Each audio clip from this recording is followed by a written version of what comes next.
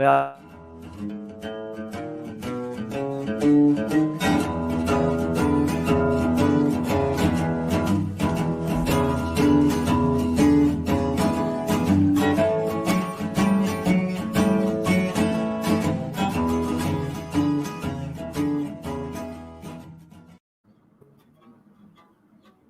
all right. Hello, everybody. Welcome back to Harp and Guitar, People and Music. hi. How you doing, my friend? Doing Yours truly, Old Whiskey coming at you, and of course, my partner in crime around here, our old friend Monk Music. Good to see you, pal. How are you? Yeah, good to see you, pal. I'm very, very tired. It's been a long week, but I've been really looking forward to this because we've not done it in such a long time.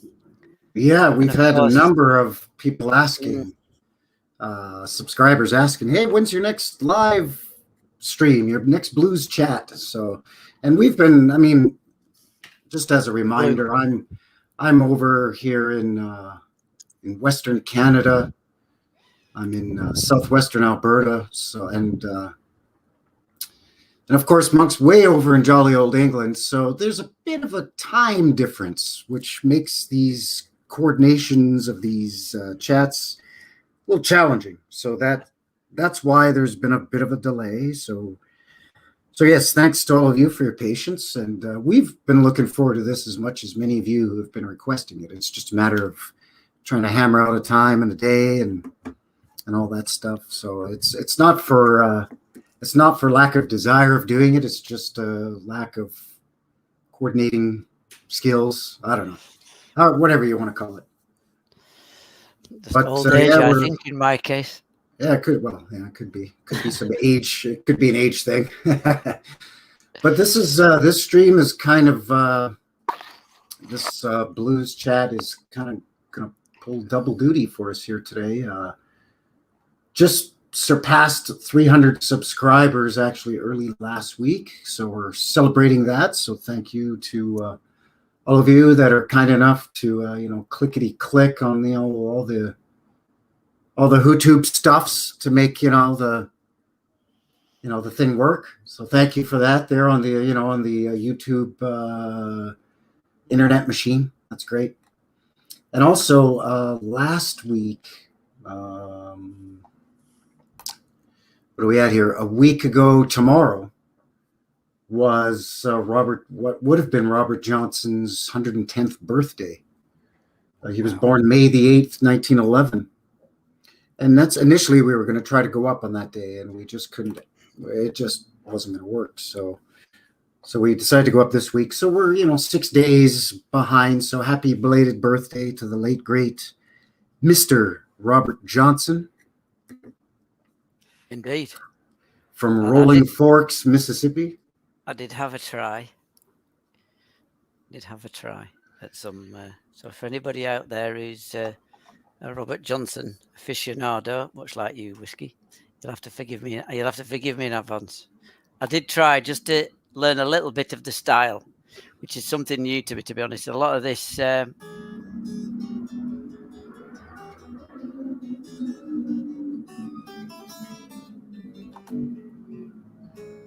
Right. Okay. So one of the things I found was this sort of.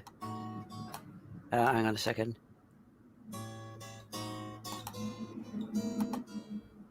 Oh, sorry.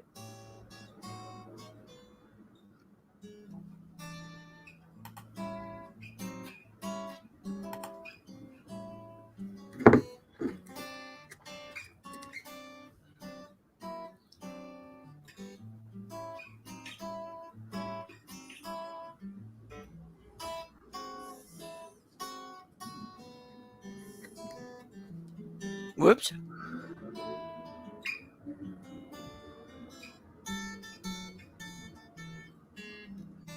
Well, I know I fell apart a bit, but I did try.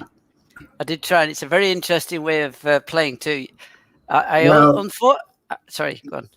I was just going to say, you're probably one in a long line of guitar players since Robert's passing in 1938 that has said, whoops, well, it's I'm working on it. I gave it a try. It's more complicated than it sounds, right? It's a lot. Yeah. That's the thing about Robert Johnson is a lot of these modern guitar players, whether they're modern bluesmen, either American bluesmen or British bluesmen, when they listen to Robert Johnson now, everybody's fairly familiar, thanks in no small part to guys like Eric Clapton. And most people are familiar with Robert Johnson now. His name has become sort of a household name.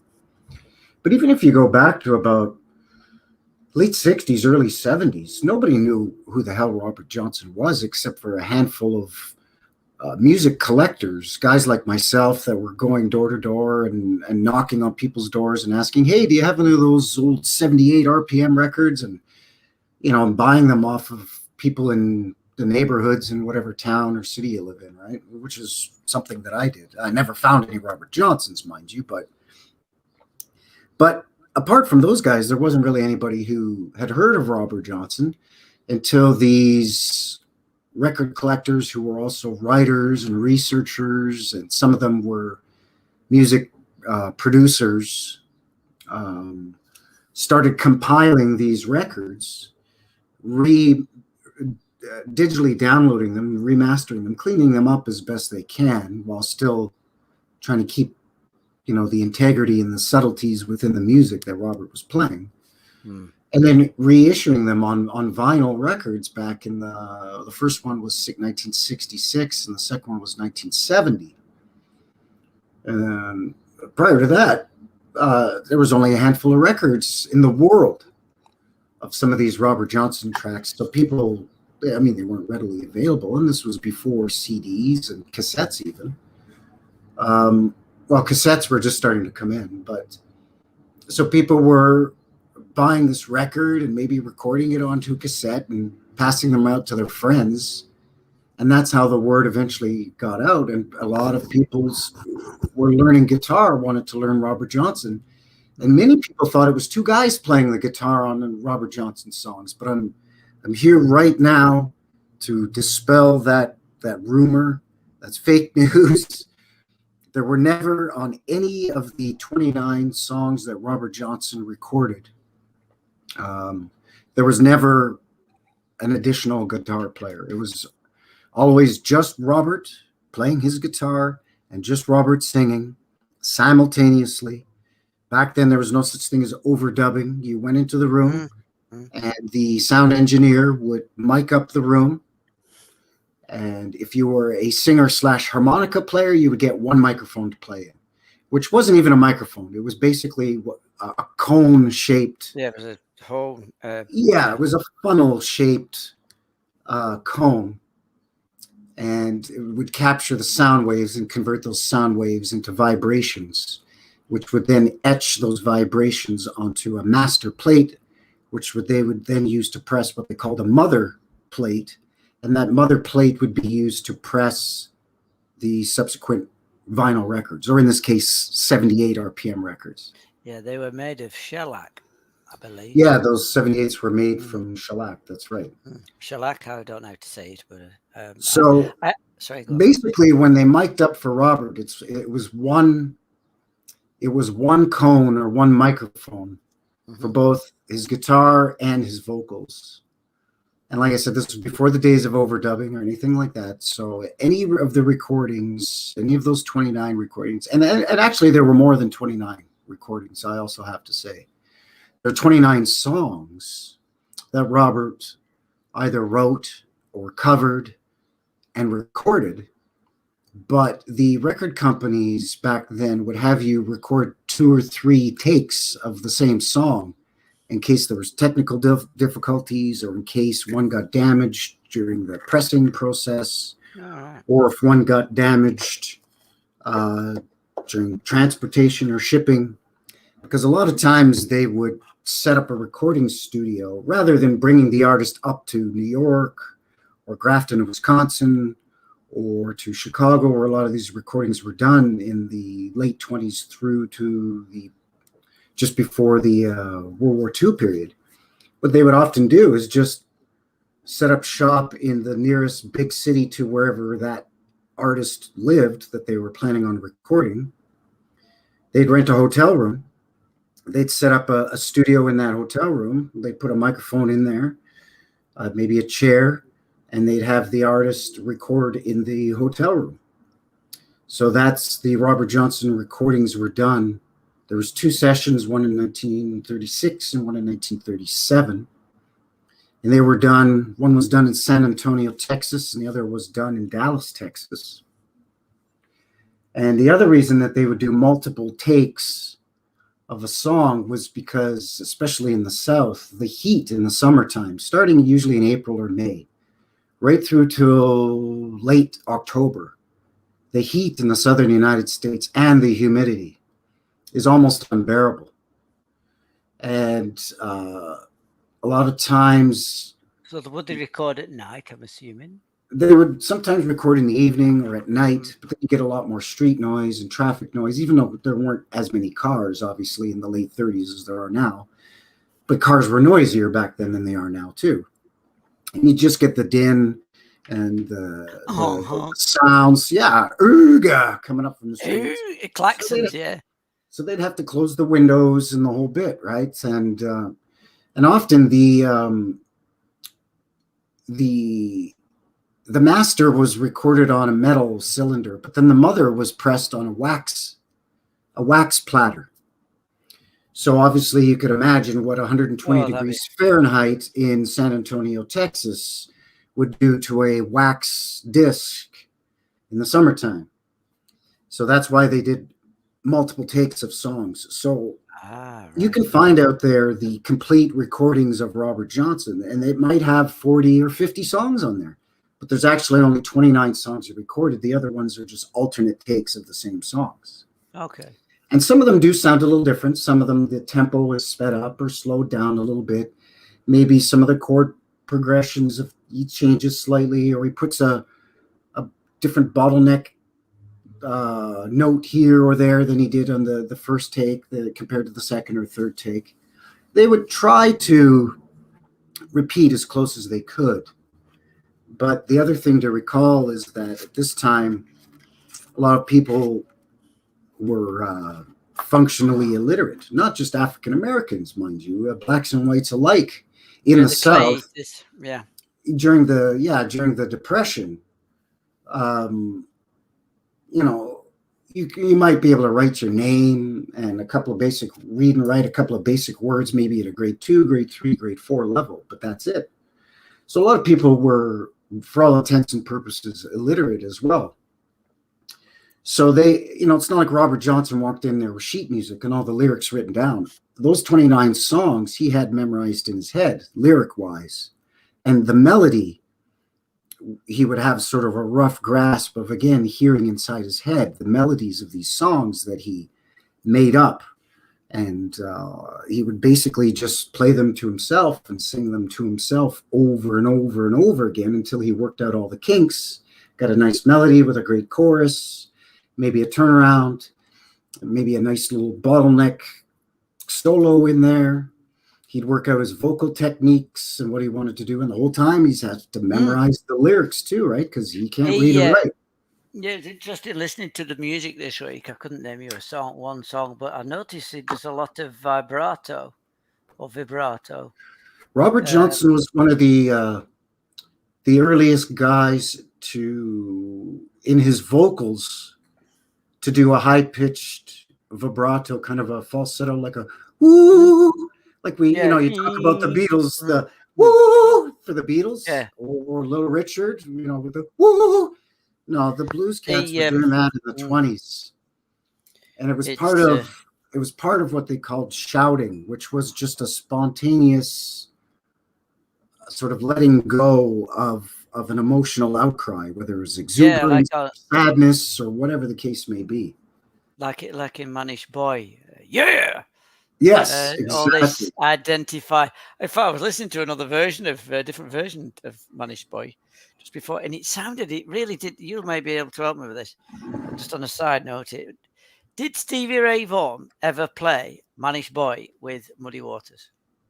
Because the version I heard, it sounded an awful lot like Stevie Ray Vaughan. To be honest, you've stumped me. You've stumped Old Whiskey on that. I don't know. Really? I don't know if Stevie Ray. I know I should correct myself. As far as I know, Stevie Ray Vaughan and Muddy Waters never recorded together,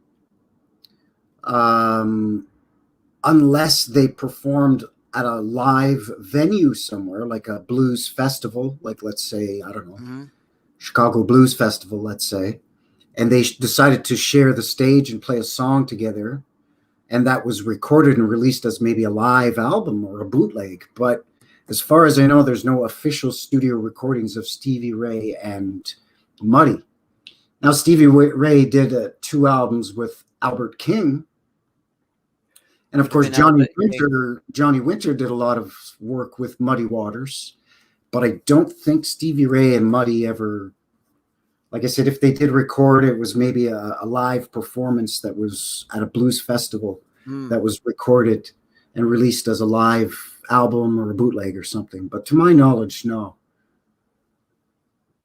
Well, I've got the link. I'll put it in the Hangouts for you to have a listen to, because it doesn't half sound like a slowed down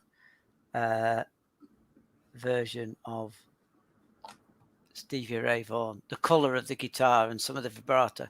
Anyway, I've sent it. It's very unlikely, isn't it? Yeah, like I said, as far as I know, I mean, Muddy was still alive when Stevie Ray died tragically in the helicopter crash. Oh, right. Really, was it? I didn't. Oh, right. Yeah, because Stevie... 86?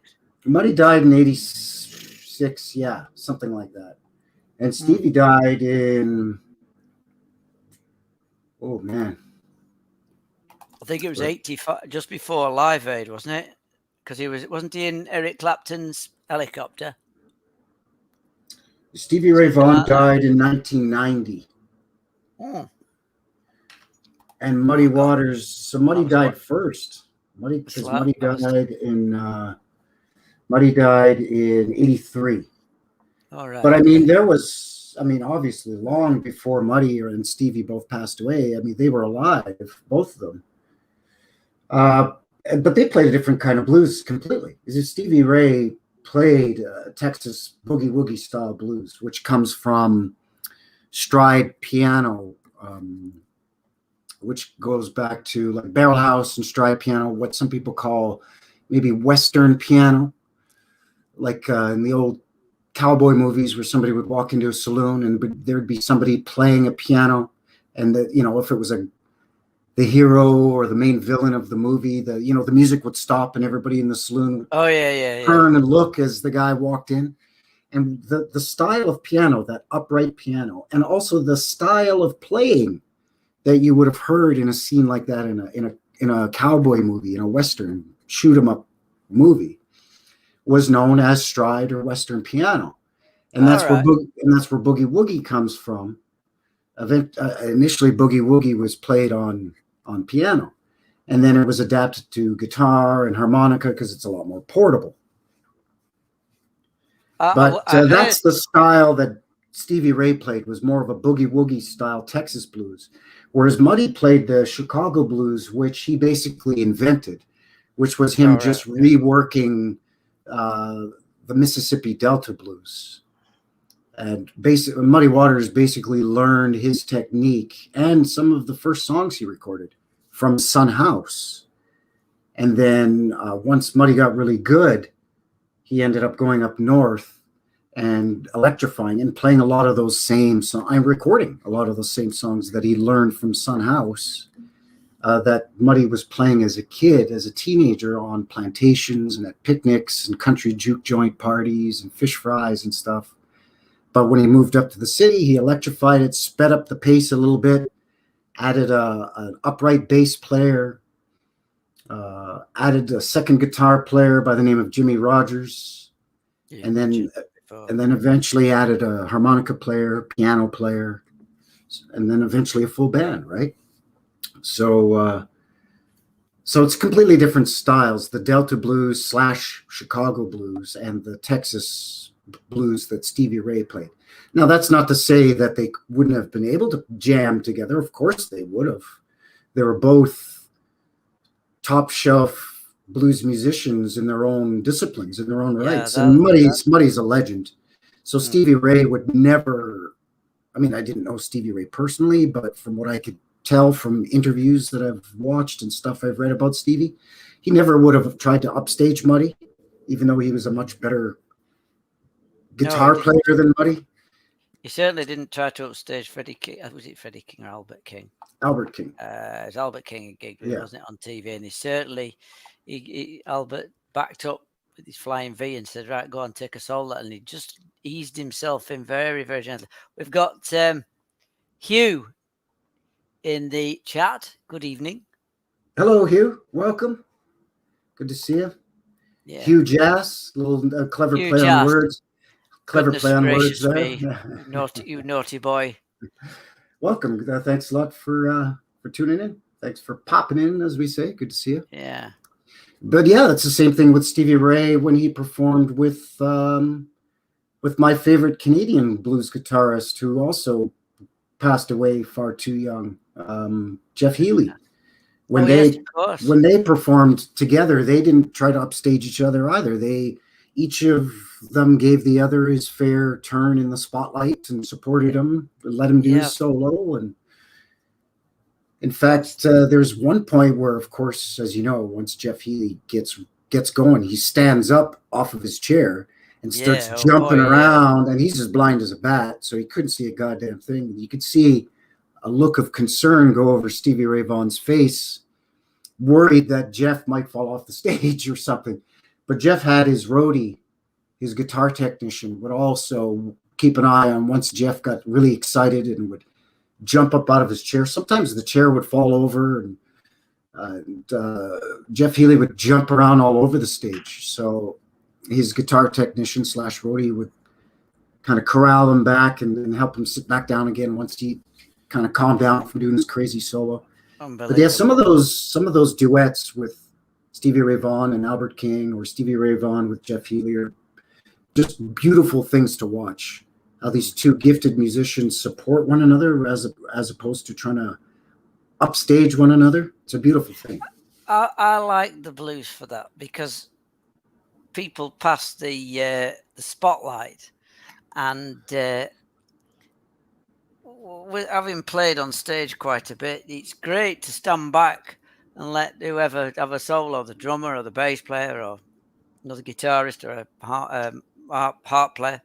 Sure, of course. Keyboard player. It's really good, because you then have basically you're just dabbing chords and backing them up. Try not to get in the way, try and find your space just to give them a bit of a dab, like this sort of thing, Well, the cool things about, let's say being in a band or in an ensemble is that, I mean, obviously the lead guitarist is going to want to take a nice solo. It gives the band members a chance to take a rest. The lead singer gives him a chance to rest his vocal cords, have some sips of water with lemon in it or something. It gives the drummer a chance to sit back and relax a bit, rest his arms and his shoulders. The bass player gives him a chance to rest his fingers and his hands so they don't cramp up. Yeah, and then they take turns doing their own individual solos. Yeah, and it gives their mates a little bit of a break. It does. I know that's one of the reasons we used to be playing along. We'd be playing along, and your hands would be absolutely cramping from soloing or just dabbing basic chords. So often you'll see bands, they get to the point where they have you ever noticed they peel back and they go to something like.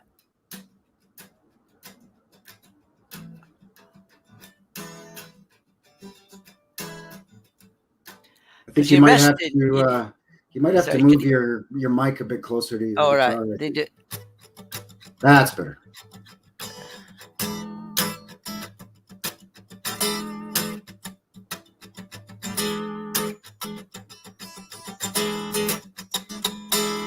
Right. Now, the whole point of that is just to rest your hand.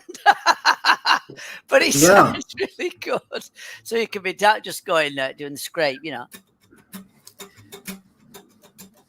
And Wilco Johnson, he used to get tired as well. I saw a video with him, and he was talking about his technique, and he'd scrape a lot, and then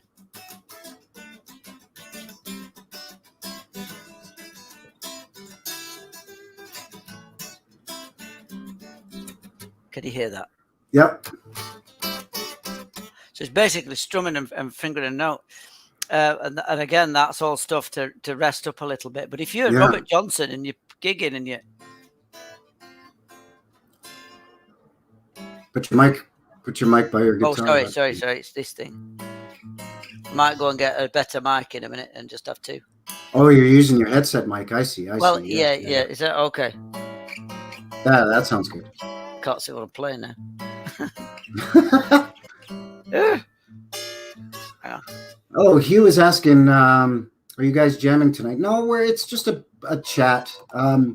We've tried in the past jamming together on a stream, whether it was through Google Hangouts, StreamYard, or other apps. And the problem is that there's a slight delay between as the sound is coming out of, let's say, Monk's guitar into his mic, and then I hear it in my headset, and vice versa. There's a slight delay, even if it's only a split second. But it's enough to throw off the timing where we can't really, if he's playing a solo, and then I want to just come in and accompany doing, let's say, just sort of playing my harp as a percussive instrument, just accompany him. The timing is completely off. And also the other thing is that we sound like we're out of tune because, again, as the sound is going through the microphone and coming out the other party's headsets, it sounds like I might be playing in the key of G and Monk might be playing in the key of G, but when he's hearing what I'm playing, it might sound like C or F or whatever. More like the key of Yale. I think key of Chubb. Well, I tend to bad, didn't it? Well, and I tend to play in an indiscriminate key as well. I play cross harp from second position, and I have harps tuned in every key, but I tend to lean towards what's kind of known as the standard tuning for most blues songs, which is C. A C harmonica, which by playing in second position, which is called cross harp, and because in a harmonica in blues you don't blow, you actually draw or you suck air in through the harmonica as opposed to blowing it more often. So that drops you down a semitone. So to get, for example, if I'm playing, if I want to play in G, swap the mic. Oh, that sounds good. Do a bit of playing. Sorry about that. I'll just. So if I want to play in G, I play with my harmonica that's tuned to a C, and I play from second position, draw in, and that drops me down from a C to a G. Can you hear me okay? Yeah, I hear you. Hello? Yes, I hear you. Do you hear me? Hello, Whiskey. Are we hung? Hello, yeah. Can you hear me? Yes, I hear you. Hello, can you hear me? Hello? Yes, I hear you. Hello, can you hear me? Oh, bloody hell. I can't hear anything now. Open sound set.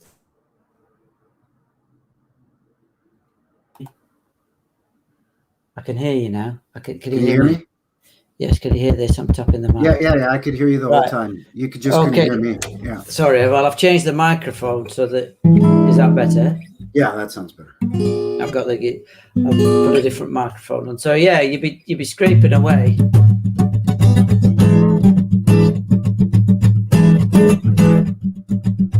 And on bass.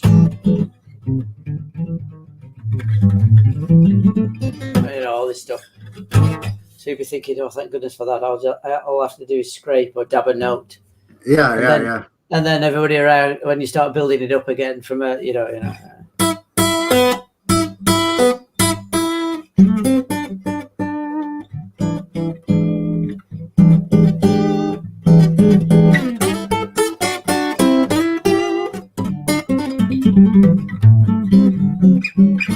Actually, what's funny? That's something as a harp player that I get asked a lot. Yeah. Not so much anymore since, the whole coof and there aren't any live blues venues open that I can go and sit in with anybody. But up to a couple of years ago when I was still doing that, there used to be a little juke joint just at the end of my street here that had live blues 7 nights a week.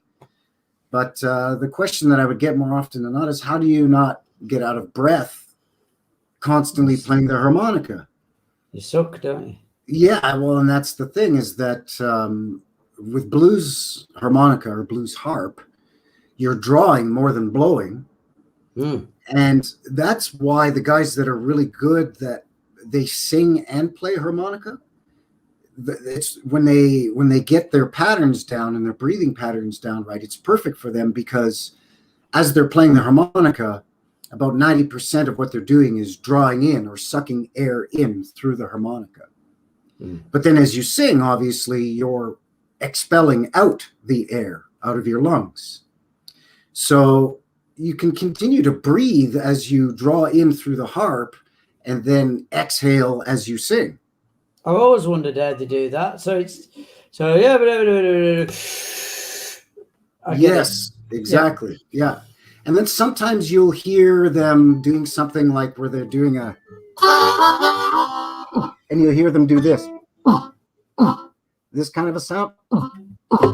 And basically when they're doing that, they're going, is they're quickly letting out a quick shot of air out of their lungs through their nostrils before they draw in the next note through their mouth, through the harp. So you'll get something where they're going, and then you'll hear that. And that's them letting the air out so that they can go back to playing more notes. Is that a C? What I'm playing right now is a C, yeah. Right. Just give us a riff. No, I don't play riffs. Give us a run. Give us a run. I'm an accompanist. Go on, give us a run. Let's do some call and answer. See if we can do it. Well, then you would call and I'll answer then. Okay.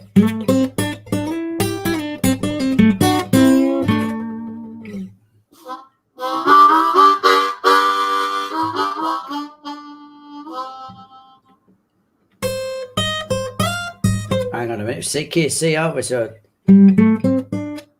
play again. But don't forget, my harmonica is C, but I'm playing cross harp, which is going to bring me down to G. Oh, right. That explains it. Right. Pardon me. Right, okay. See, that's draw. A D. That's a D. That's draw 2, which means I'm in the second hole, and I'm drawing in. Okay. That's it. Then sometimes I'll cup my hand over, which brings you down another semitone, right? Then of course the bending and all that stuff too. So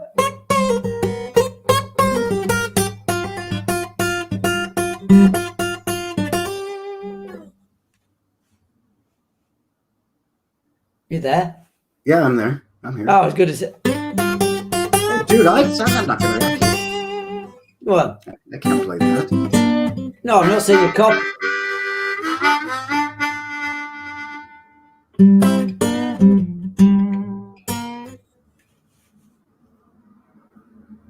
That sounds great, Whiskey. Go on. Here, how about I just play something and you just kind of play around it. So Okay. Something like, I don't know. Let's see here. Just give us a few runs. It sounds excellent for you to do.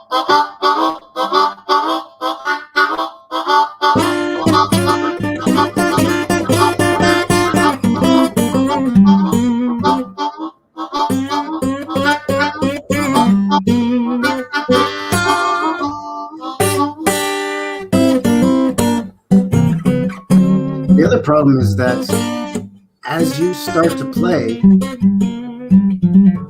everything you're playing fills my headset, and then I can't really hear what I'm playing. Yeah, it becomes too hard. This is really too hard to do. I've put it down. Sorry.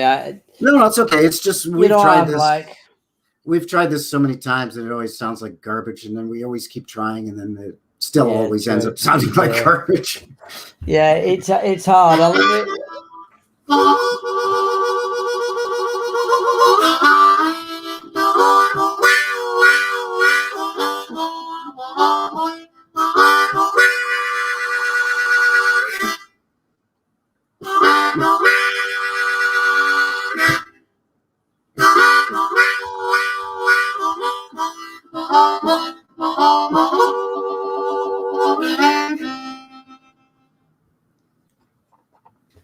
I've been asked if I'm sitting next to my shower. No, in actual fact, that's a posh window. It's a bedroom. Oh yeah, those are your what do they call those? Glass block window. Yeah. Yeah, there's a door, and can I show those are nice because they let the light through, but it still gives you some privacy. Yeah. Well, actually, that's the entrance. The window's here. The outside's that way. This is an inner window. There's a door just there. Oh, I see. Not that anybody at all wants to get the geography of my gaff, but that was great, by the way. You got to play more. Right, vote now. Type the word yes. If you want Whiskey to play more. Hang on I actually haven't played my harp at all in the last couple of weeks because it's just my schedule's been so wonky lately that I haven't even had a chance to even sit down and kind of mess around and we need more whiskey playing. I think we need more whiskey. Yeah, nice condo. Thank you, Hugh Jazz. Yeah, come on, whiskey. Give some of the harp, beauty. I don't know. I think it's great. Good. How about something like let's see. Anything. I think it's ace.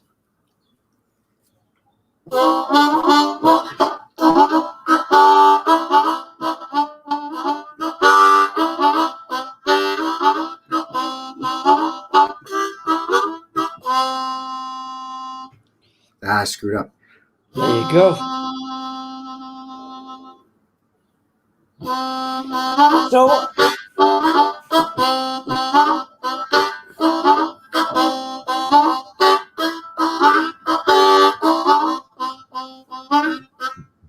bye bird. Bye bye bird. Bye bye bird. Bye bye bird. Bye bye bird. I'm gone.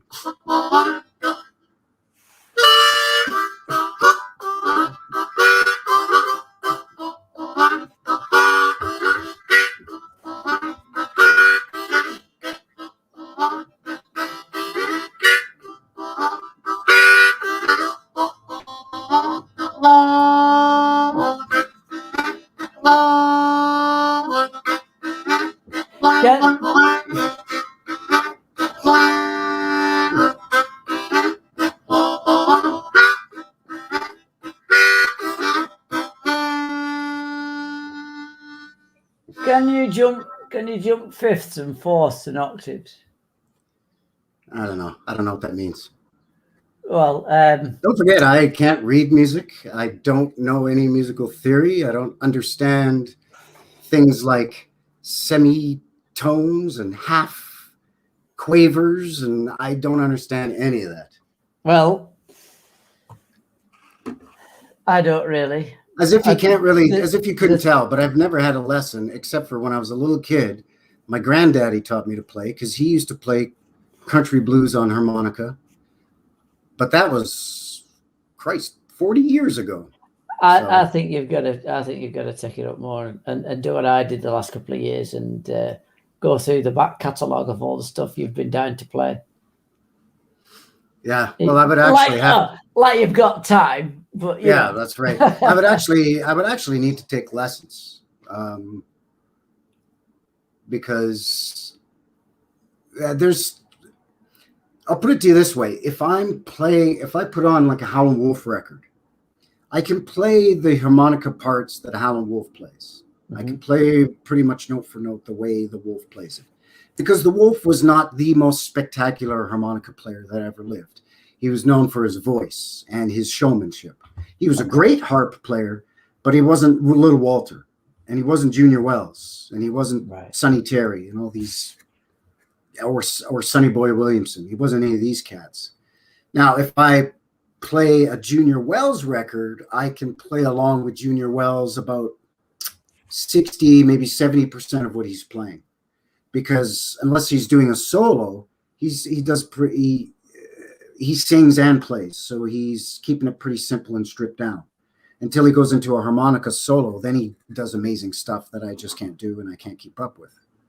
So that's the stuff that I would have to learn how to do, is transition from just sort of accompanying and adding sort of punctuating little notes in a sort of a call and answer or call and response type, to being able to step up and play like a full solo, right? I'm with you. I should put you back in touch. I should put you in touch with Ben. I think I showed you a video of him playing, didn't I?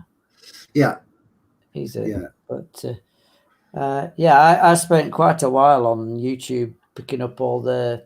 Oh, that's how I got the Paul Butterfield stuff. You know the. Well, Christ, it took me a year to figure out how to bend the notes on a harmonica. Like it took me a year. Oh yeah.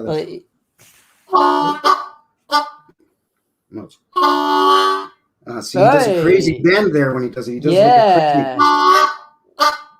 quick. See, is that? And plus, he's playing electric too, and I'm playing acoustic. But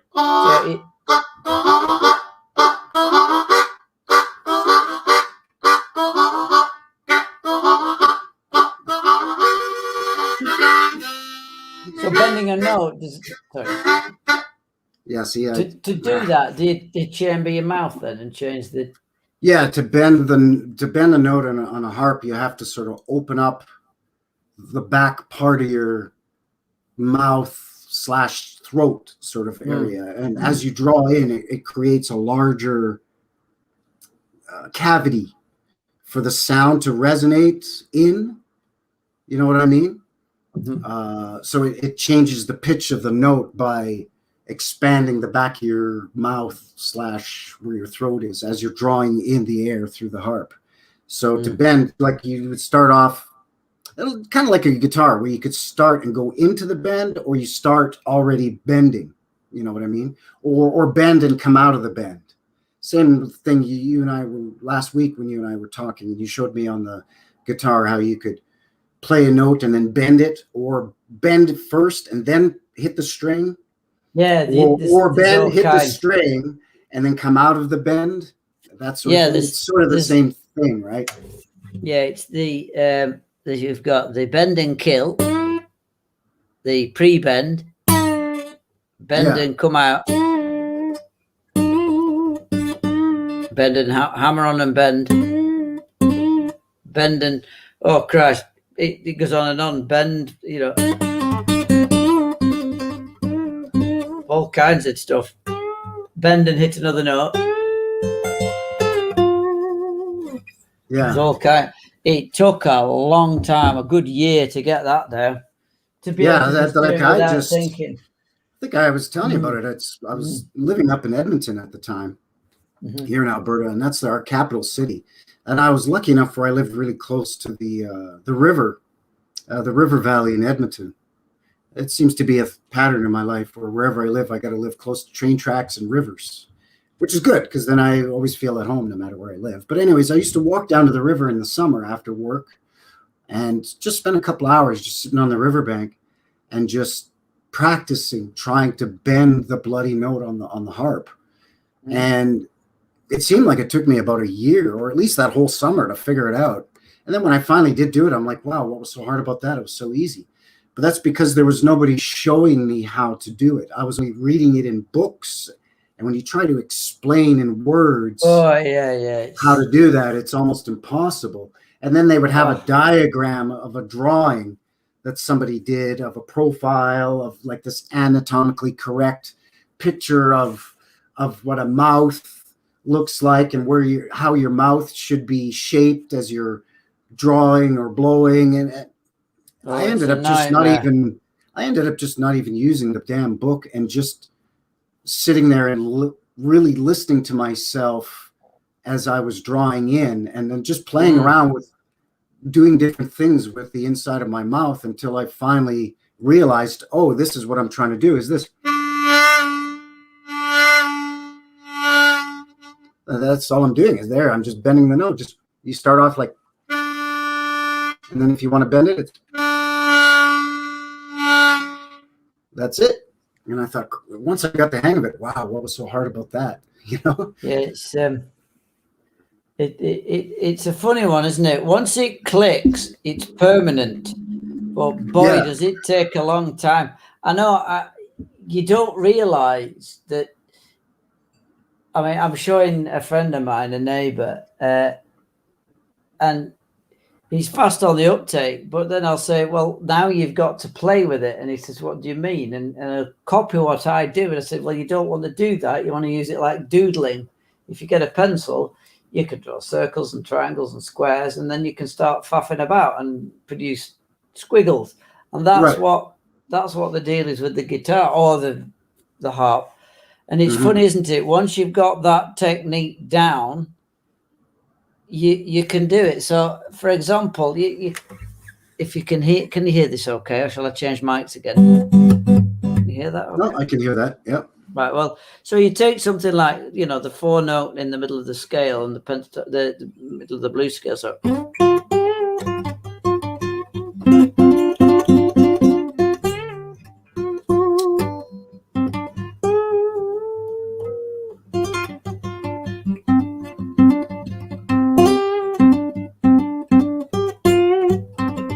So there's only 4 notes. I get most out of least, you know. But it's very, very difficult because what people tend to do is follow the rhythm to start, or then try and follow the melody with the rhythm, and it is insanely difficult to internalize all the bits. And then you've got to get your space listening to the bass and the drums. And if you go high and the guitar, the drummer's on the cymbal, you can't be heard anyway. So there's all these frequency things to think about, and do the play, and it's just it's quite a challenge. And I remember laboring away every Saturday afternoon with this lad called Gary at school, and I've told you all these stories before, but he'd spend hours, and he'd just be going, you know, he'd be doing really patiently going.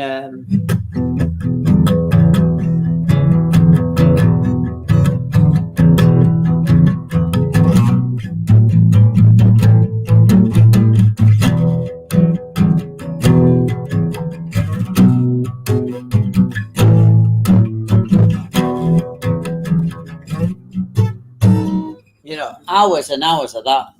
Yeah. And I remember he used to get a dribble of spittle just. Well, because he was getting into the zone. Yeah, he's in the zone. Dribble coming. He never noticed him. Oh my God, I love it. You know, it was funny. He had this big old Gretsch. So it's no wonder that, you know, stories like, oh, Robert Johnson must have sold his soul to the devil to play that good. It's no wonder stories like that came out, which is complete bullshit, by the way. Not just based on any lack of evidence on a religious sense of, is there a God, and is there therefore a devil, and is there a heaven or is there a hell? I'm not even necessarily talking about it on a metaphysical level. I'm just talking about it on a historical level. The whole Robert Johnson sold his soul to the devil to play the blues thing is just a big pile of bullshit, because basically Robert Johnson started off, when he was a teenager, he started off playing harmonica. And he was pretty decent at it, actually. But he would go to these juke joints where his hero Sunhouse was playing, and Sunhouse played guitar and played a mean slide guitar. I could never play slide. And, you know, Robert Johnson would see, you know, Sunhouse playing the hell out of that guitar and making a decent living off of it, because if you wanted to hear Sunhouse play a song, well, you better put something in the tip jar. Because you could stand there requesting a song all you want. You could stand there in a juke joint in the middle of Greenville, wherever, or Leland, Mississippi, or wherever, and you could holler out, "Hey, Sunhouse, play Walking Blues." You can scream that until you're blue in the face, but he ain't going to play unless you throw a nickel or a dime into his cup or into the tip jar. Then he'll play your damn song, because that's what he's there to do. He's there to make money and entertain the people, but he's not going to entertain for free. And the juke joints didn't pay these musicians. All the juke joints would do is, if you came to play at a juke joint, it was a win-win, because whoever ran the juke joint, if you were really a good musician, you would bring a lot of people. A lot of people would come to see you play. So if you're Son House and you've already cut records in your own time and you're pretty famous in your own time, people are going to come to see Son House, right? So the guy owning the juke joint's going to make more money from selling his bootleg whiskey, selling his fried chicken and fried fish, and whatever food he's making there, right? So if you're a real good musician, the guy who owned the juke joint, he'd pay you, but he'd pay you in food. He'd give you a shot of whiskey and a piece of chicken. If you're real good, you might get 2 pieces of fried chicken. And if you were Son House, they better keep you away from the whiskey, because Son House liked the whiskey too much, and you get one too many drinks in him, and then he wouldn't play anymore. You gotta get enough in him to loosen him up, so that he feels ready to party, and then he'll play. But if you just give him that one shot of whiskey too much, now he doesn't want to play. Now he just wants to chase the girls, sit around and eat chicken, play cards, play dice, maybe get into a fight. He was a bit of a womanizer, from what I could gather. Son House was married 5 times. They stayed married, and when they say married in the blues, they don't necessarily mean officially married. They just mean living together, right? So for example, Son House does talk about that he was been married 5 times, but he was actually only officially married once. The others were just shacking up with some broad for a few years or whatever, right? I believe Robert Johnson, was he poisoned, by the way?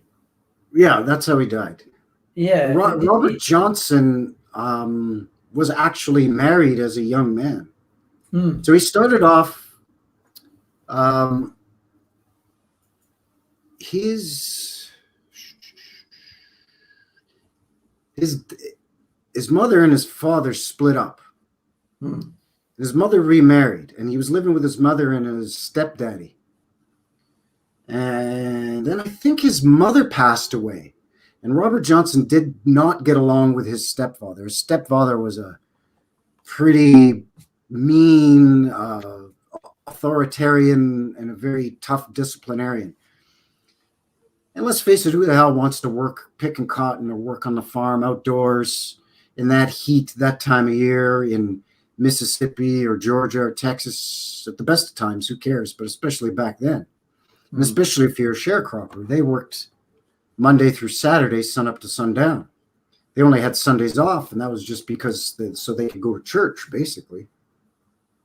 So Robert didn't like doing farm work, and who would? And his stepfather was pretty mean. So Robert ran away, and he went looking for his real father after his mother and father had split up, and his mother had passed away. And in his travels, he came across Son House and Willie Brown and Johnny Shines and a couple of these other cats, David Honey Boy Edwards. These guys were amazing. And Robert was like, off they went. Yeah, jeez. Like Robert was 14, 15, already playing harmonica, ran away, started hoboing around. He would do occasional seasonal farm work just to get a few bucks in his pocket, but then he would skip town and he would just hop a train or hitchhike or whatever, right? Yeah, you explained about that hopper train before. Yeah, riding the blinds. The rail so they couldn't be seen. Yeah, riding the blinds, yeah. But then, so he's playing harmonica and he's hanging out at these juke joints and he's seeing how much money guys like Son House are making from requests and tips, and he's also seeing how much attention these guys are getting, because these are the gunslingers of their day in terms of the guitar. These are the Jimi Hendrix guys of their day, guys like Son House and Willie Brown, Uh, a few years later, guys like T-Bone Walker, these were the guys that were Charlie Patton. These were the rock stars of the day. They were the Jimi Hendrix and the Stevie Ray Vaughns and the Buddy Guys of their day. These guys would play the guitars behind their backs, with their teeth, behind their head, between their legs, way before Jimi Hendrix was doing it, and way before T-Bone Walker was even doing it in the 40s. These guys were doing it in the 20s and 30s. And it was because the more of a show and the better of a show you put on, the more tips you would get, and the more people would show up, and the more money the juke joint owner would make. So chances are better that you'd get called back again the next Saturday night to play another gig because you made so much money at the last gig. Mm-hmm. And you really packed in the place. You got asses in the seats, as it were, right? So Robert Johnson's seeing all this. He's seeing the attention that these guitar slingers are getting from men who admire them, but from the women folk too, because the women are lusting after these guys and their guitar prowess. And it's kind of drunken Saturday night, nefarious activities going on in the middle of nowhere in these country juke joints, right? Mm-hmm. Hot summer nights and all that stuff. So Robert thought, well, hell, I want to learn me to play some guitar too. So every time Sunhouse would put his guitar down to take a break between sets, maybe go outside, catch some air, do some grab assing, maybe play a game of craps, get into a fight, whatever, right? Robert would pick up Sunhouse's guitar and start playing it. And people would complain. They'd come out and they'd find Sunhouse and they'd say, "Will you please take that guitar away from that kid? He's running us out of here, making terrible racket." Robert Johnson could not play the guitar worth shit. He was a harmonica player. Funny. He bugged and bugged and bugged Sunhouse to teach him. Sunhouse finally said, "All right, just to keep you quiet and to keep you from running all the people out of here with that noise, I'll teach you a few basic codes," as they called them, codes. They pronounced them codes, C-O-D-E-S, but really what they were saying were chords, C-H-O-R-D-S, right? "I'll teach you some codes, boy." Taught him a couple of basic chords. So then off Robert Johnson went, practicing. Got himself a guitar from a 5 and dime or something. Probably only had a couple strings on it. Probably managed to repair it somehow using baling wire or something to make the other strings. Probably tuned it to open Spanish tuning, which is what they all used back then. Sebastopol tuning, they also called it. The Spanish tuning. Yeah. Cross tune, Spanish tune, open tune, that's open E. Oh, tune. yeah. There's the sort of, there's this tuning as well. I'll just.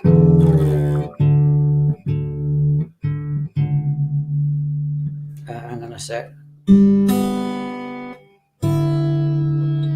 So, and of course, Sunhouse played bottleneck technique. He played slide on his guitar. So he taught Robert a couple of chords, a little bit of slide technique, and there you go, kid, now get out of here and quit bothering me. So Robert he's not working. He's run away from the farm. He's only working once in a while when he's got no cash. He'll wander on to some plantation and say, "Boss, I'll work here," and then he'll work there for a week, and then he'll bugger off and run off again, right? Go from town to town. So the whole time he's doing this, he's practicing guitar.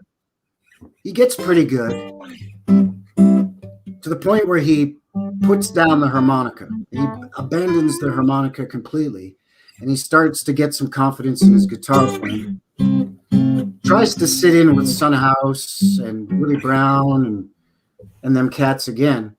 And they're like, "No, Robert, man, the people do, you're no good. They don't want to hear you still. You got to go off and practice some more."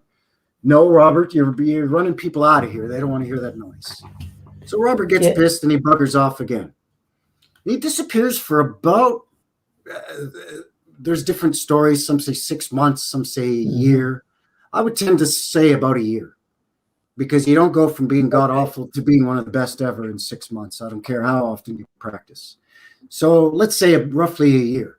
From harvest season to harvest season, he disappears. There's nothing to do to work. There's no harvest season. So he goes up to the hill country, Mississippi hill country, and up into the highlands, getting up into Tennessee, Georgia. And he starts learning from other guitar players, a little bit from this guy, a little bit from that guy. Guys like Frank Stokes and another guy, I can't remember. But he'd wander into town. He'll rent a room at a boarding house.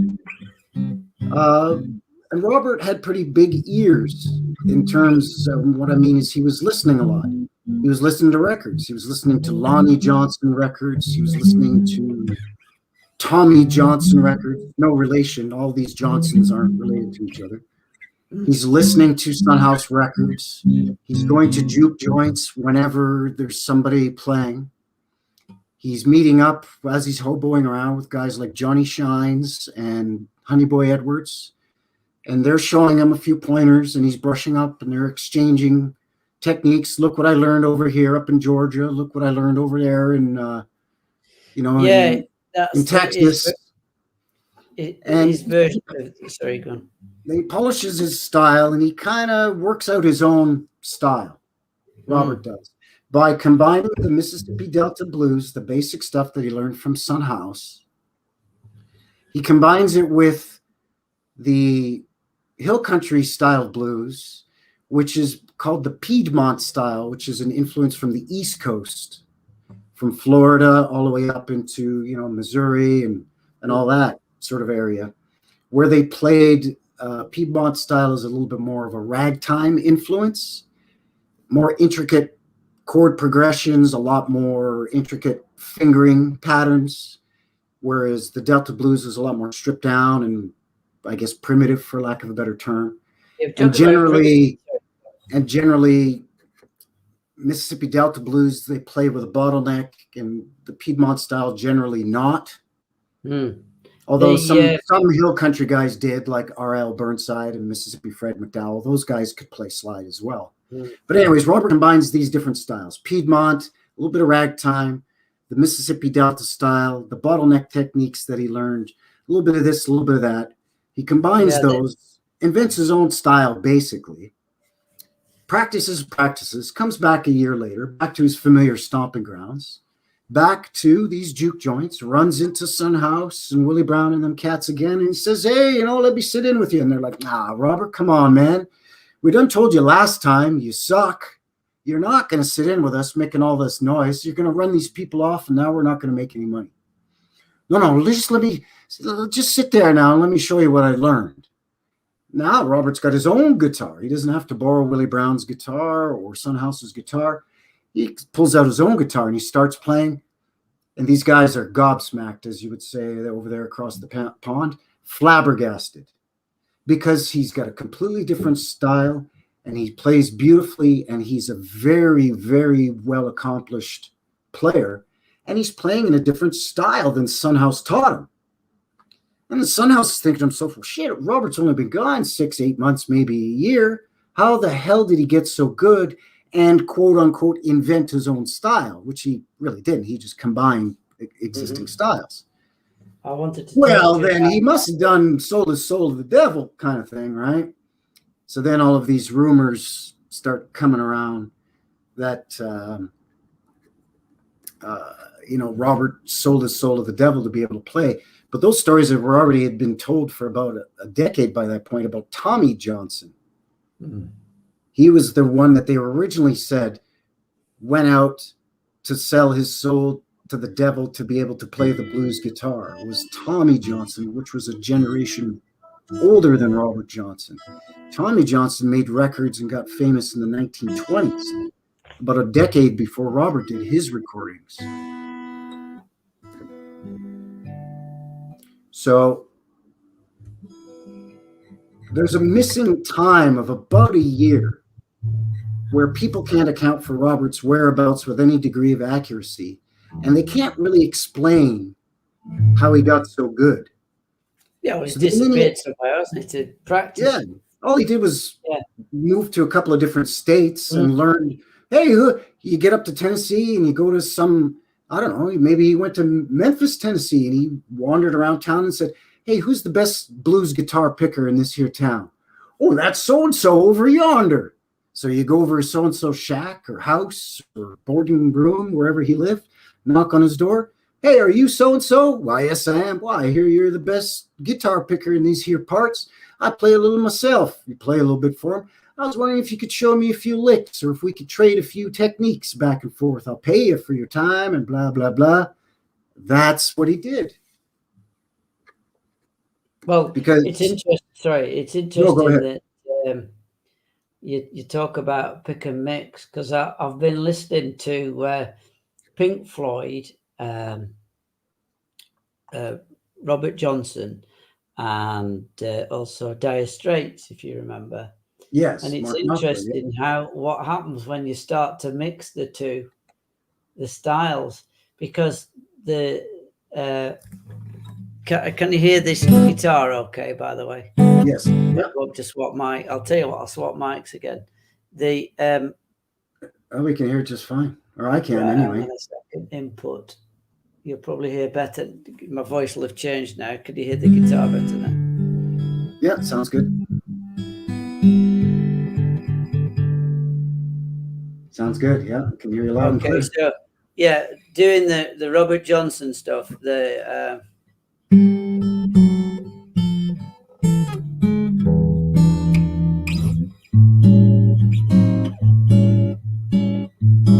I'm claiming not to be. I'm not claiming to be anywhere close to an exponent of Robert Johnson, by the way, because one out a week, and it's very difficult. Actually, it's a lot. It sounds like you said earlier. It sounds really, really easy, and there's a whole world of pain associated with it. Sorry. Well, yeah, because Robert, his foundation is Delta blues, Mississippi Delta blues, and then on top of that, he adds Piedmont style, which is influenced by ragtime. On top of that, he adds Mississippi Hill Country, which sometimes uses bottlenecks, sometimes doesn't. Plus, he's singing in a beautiful voice. Let's not forget, as great of a guitar player as Robert Johnson was, he was also a beautiful singer. He could sing those beautiful high-pitched falsetto notes, but then he could also sing the rough, gritty, kind of hoarse-sounding, growly type songs. He had a great voice.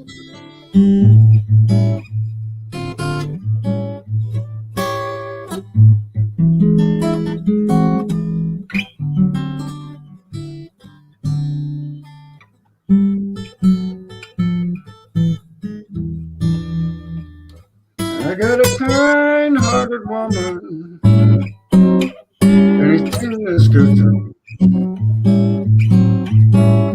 Got a kind-hearted woman, anything that's good for me.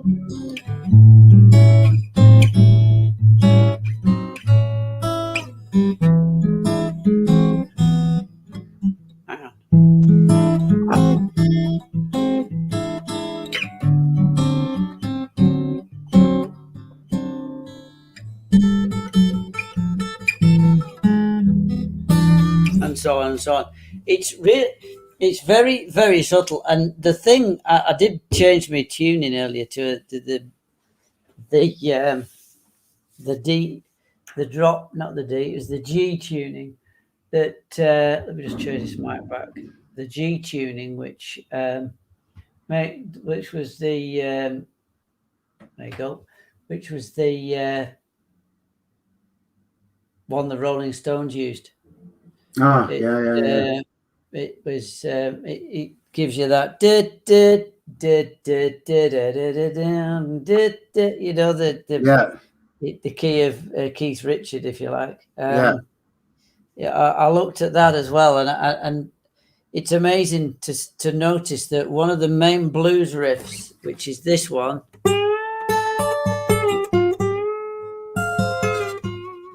was used both by Dire Straits and David Gilmour. David Gilmour. Oh yeah. And they met one of their main songs. So you've got in Tons of Swing.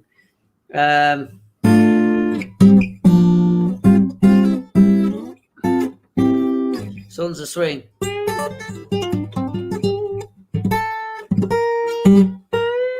on, Can you hear that? Yeah. All right. So Sultans of Swing, you've got.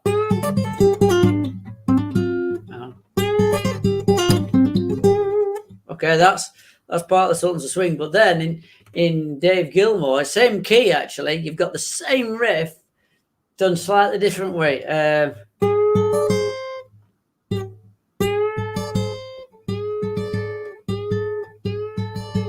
Hang on.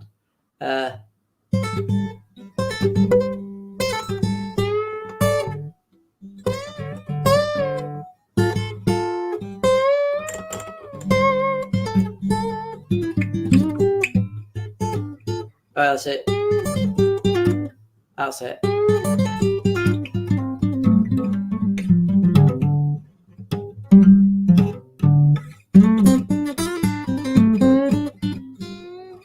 So same riff. Same riff. Yeah, that's got it. this. You've got, kids again. If you don't eat your meat, you can't have any pudding. Yeah. How can you have any pudding if you don't eat your meat? Meat. Hang on.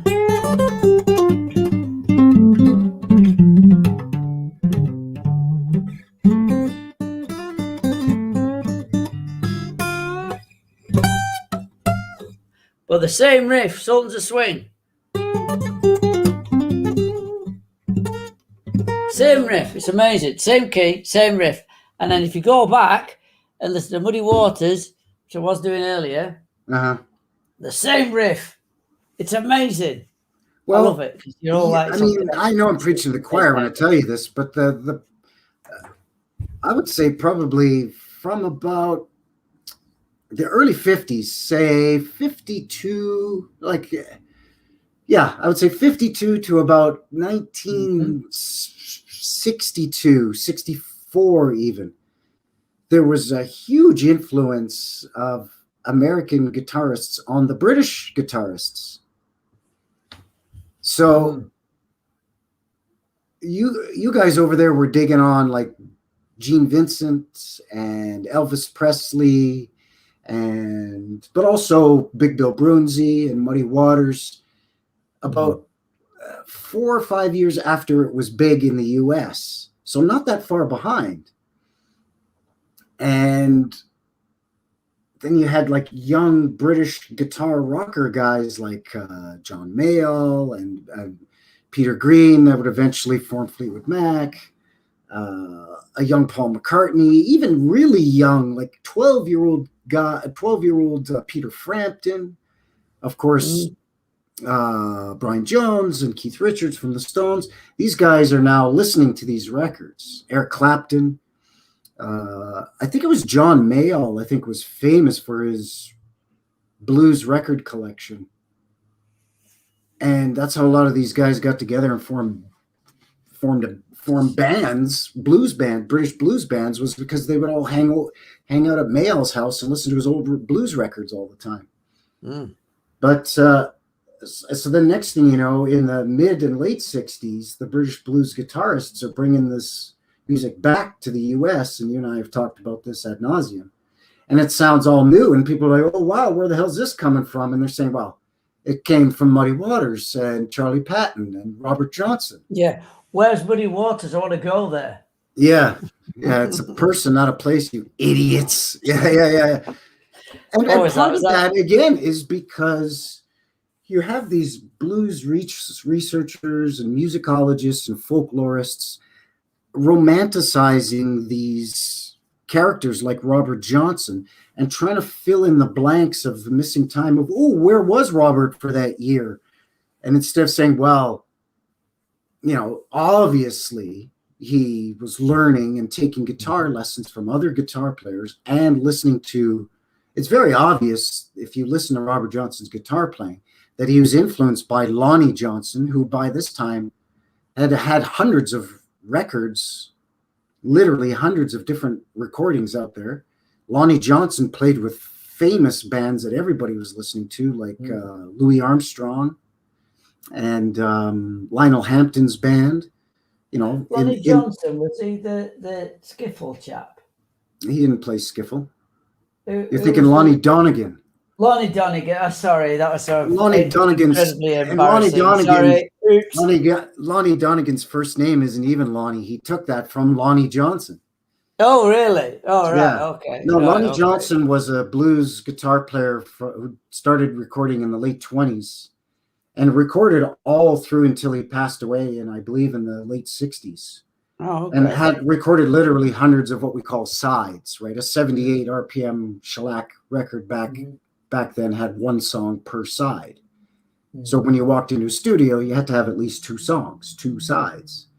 Well, Lonnie Johnson recorded literally hundreds of sides as a solo artist, but he also did tons of recording with Lionel Hampton and with Louis Armstrong. So he had lots of records out there. So Robert Johnson had heard Lonnie Johnson records.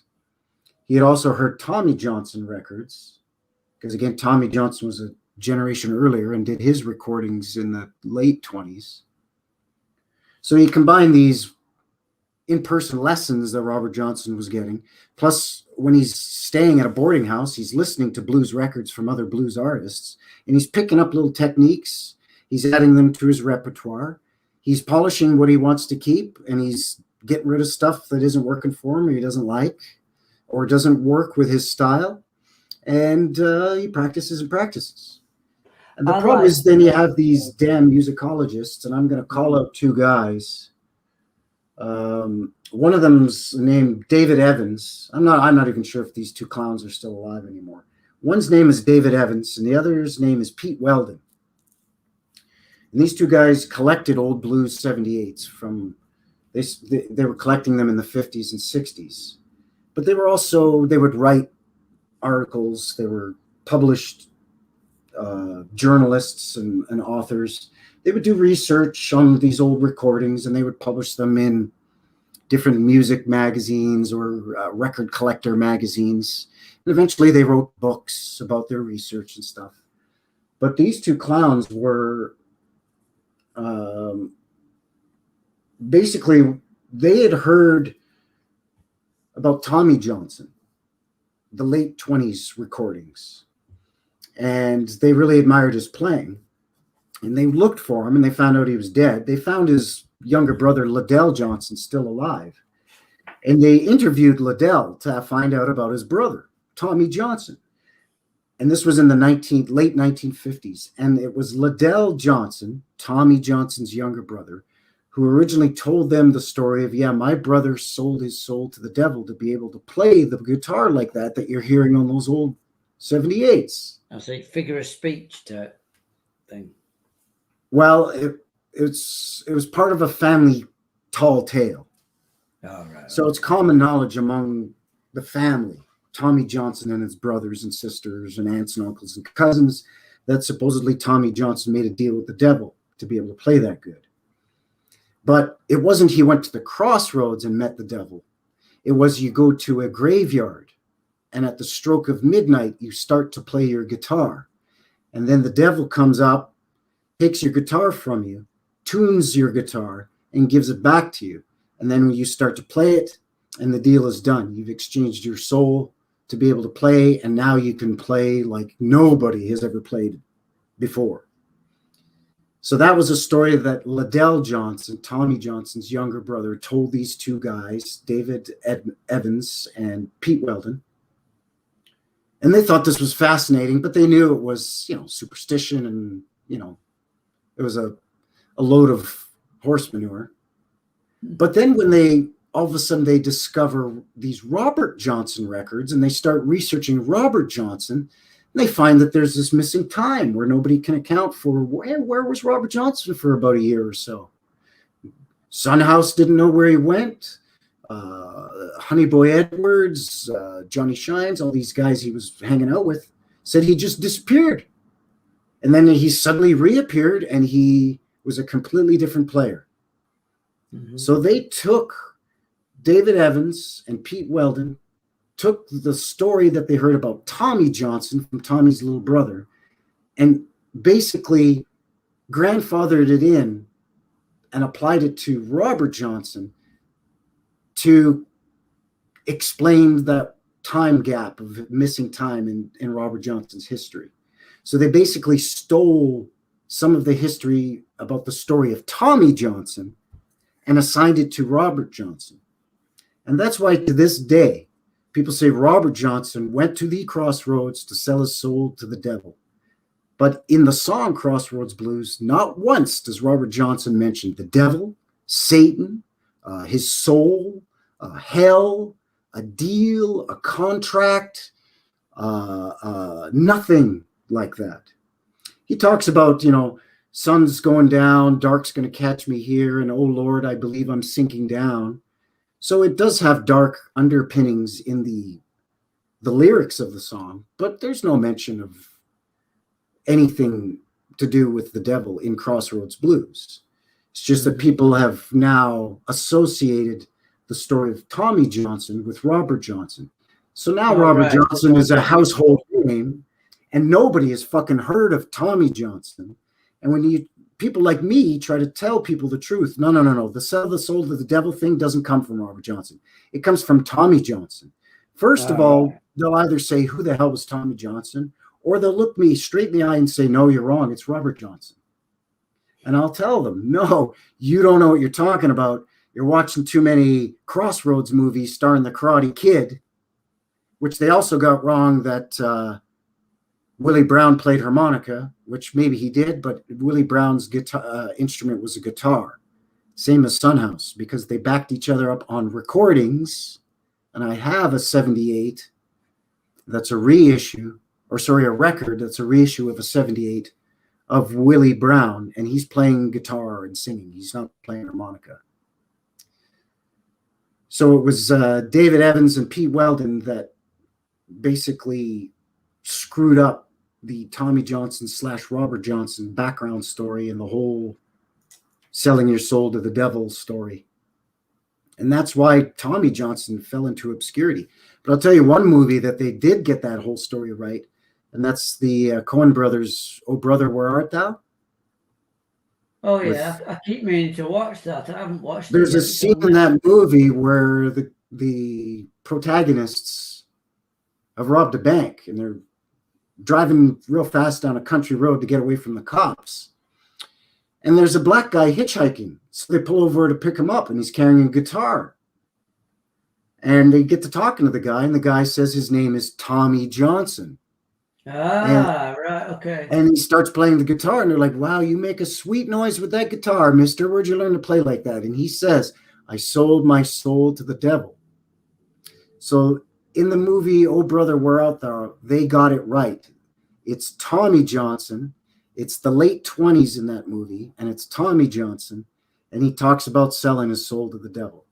The movie Crossroads with the Karate Kid, Ralph Macchio, they got it wrong because they're talking about Robert Johnson, and it wasn't Robert Johnson. That story was stolen from Tommy. So it's Tommy Johnson. You heard it here, folks. Get your Johnsons correct. You've got to have. And there is, so you have Lonnie Johnson, Robert Johnson, Tommy Johnson, Willie Johnson. None of these guys are related, but they all played blues guitar.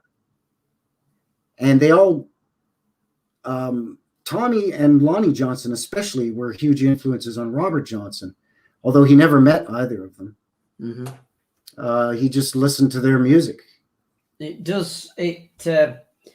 is interesting going away and improving. It is a very, very, very difficult thing to get better. You've just got to sit down and and that's why nobody heard hide nor hair from Robert Johnson for about a year. Yep.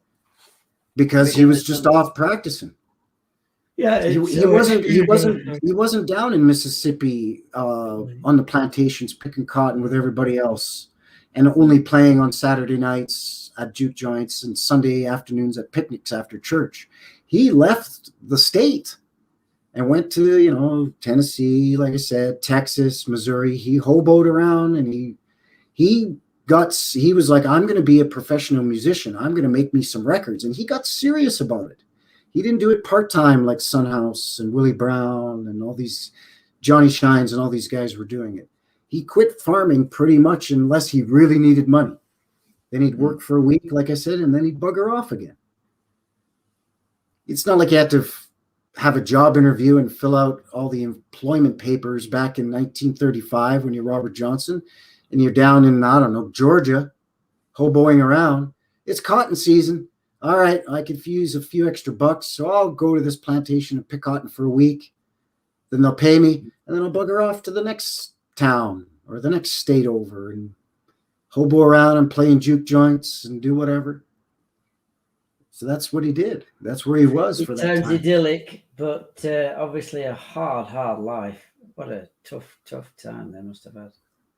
Yeah, well, and that's why a lot of these guys would hobo around together so they could watch each other's backs. Because you asked earlier in the stream, wasn't Robert Johnson poisoned? And from the two most credible stories that I've heard, he was poisoned by a jealous husband who... That's right. That's what I read. This guy's wife was paying too much attention to Robert when Robert was playing at a juke joint. And this guy got jealous, so he ordered a whiskey, and he spiked the whiskey with some kind of poison. And the waitress actually brought over the drink, but the waitress didn't know that the whiskey was poison. And Robert drank the whiskey. And then he finished his set, and he went outside to get some air because he kind of wasn't feeling too well. And then he was playing with Honey Boy Edwards. And this is where I heard the story from an interview with David Honey Boy Edwards, who played with Robert at juke joints and hoboed around with Robert and hopped freight trains with him and traveled state to state and town to town. So Honey Boy Edwards said, when it was time for Robert to go back in to play his second set, they went up to go and get him and say, Robert, you got to come back in. The people are asking for you. He's like, I don't feel good. And they said, well, you just need a shot of whiskey and you'll be okay. So they gave him another shot of whiskey.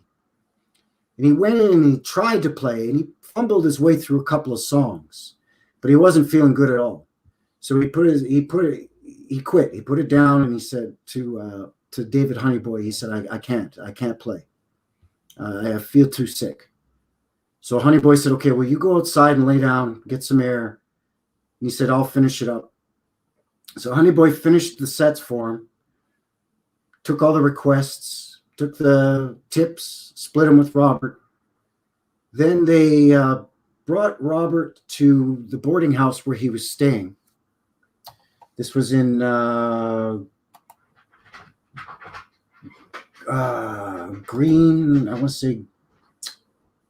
Green something, Mississippi. Anyway, that whole night, tossed and turned, aching in pain, crying out in pain, moaning. Excuse me 1 sec here. Just give me 1 sec. I've been asked to get my electric guitar out. Sorry, my brother just came home, so I just went to close my door. All right.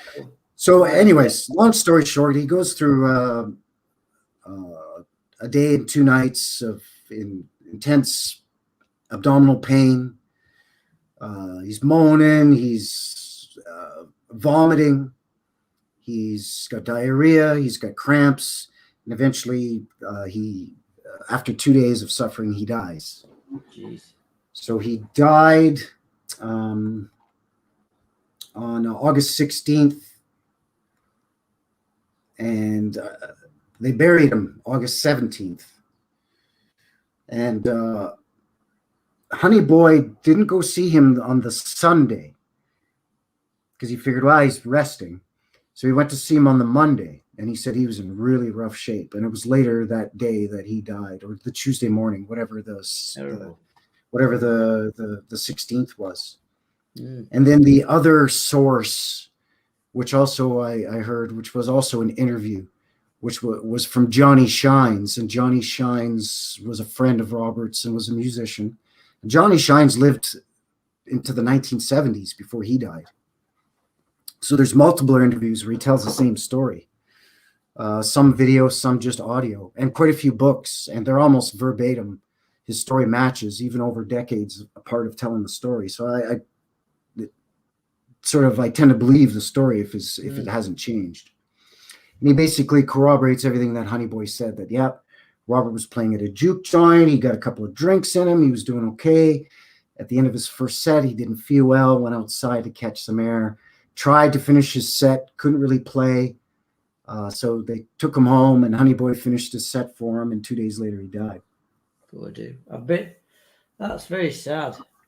And apparently a poisoning, so obviously a very painful way to die. And it took him 2 whole days to it's terrible to die, right? So that story that you've heard of Robert Johnson dying as a result of poisoning from a jealous husband, from what I understand, that story regarding Robert's life is true. And that's corroborated by 2 of his best friends who also played with him. They were musicians and they hoboed with him. In fact, Robert Johnson and Johnny Shines came all the way up to Canada together in the 1930s. They hoboed and hopped freight trains and came right up into Canada here across the border from the US. They played in Ontario and they played in Quebec. Well, poor dude. But anyway, I've been asked to take my electric guitar out for a quick blast. Does Monk Music use a valve amp or digital? I've got both. I've got an orange Rocker Verb 30, which will blow your clothes off, and I've also got 2 digital amp modelers, which one's a Fender, can't remember the name of it, Fender something or other, and it's the other one's over there. It's a little Yamaha THR10. What's the one that I have again? Remember, you and I were looking it up. Is mine a valve, a tube amp, valve amp? I can't remember. I know if you've got a tube amp, you've got to be really careful. They'll have valves in them. No, yeah, valve amp, tube amp, same deal. I think we looked it up, and I think it is, but I can't remember.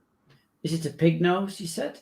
No, I do have my little pig nose too, but I'm talking about the big one. Remember, we looked it up online, and we were trying to figure out.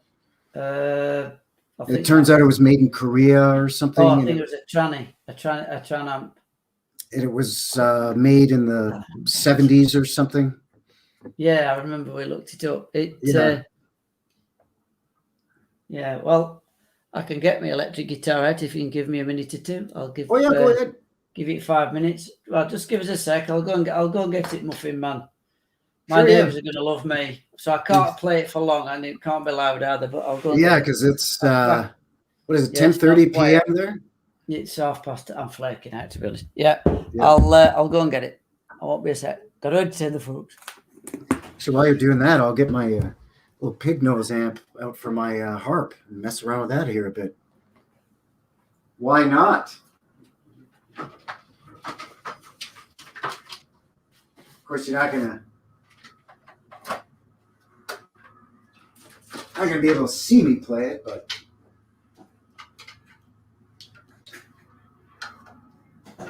that's all right.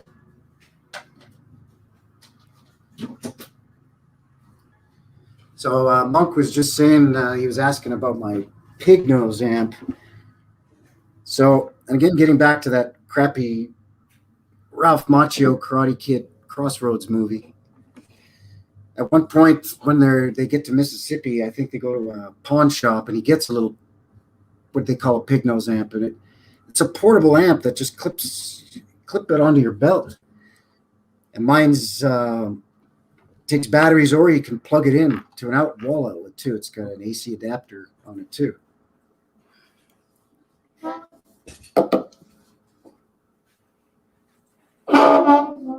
So that's this thing.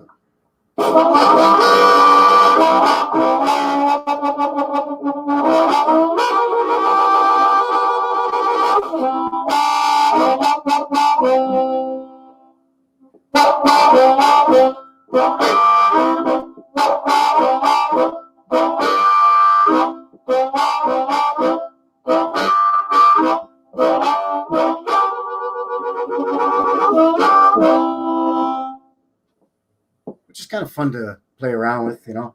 You can get some nice crunch on it. You can get some feedback going if you want.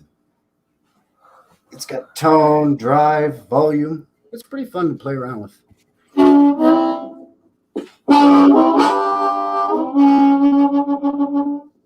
And it's way easier to lug around than my big old amp from the 70s.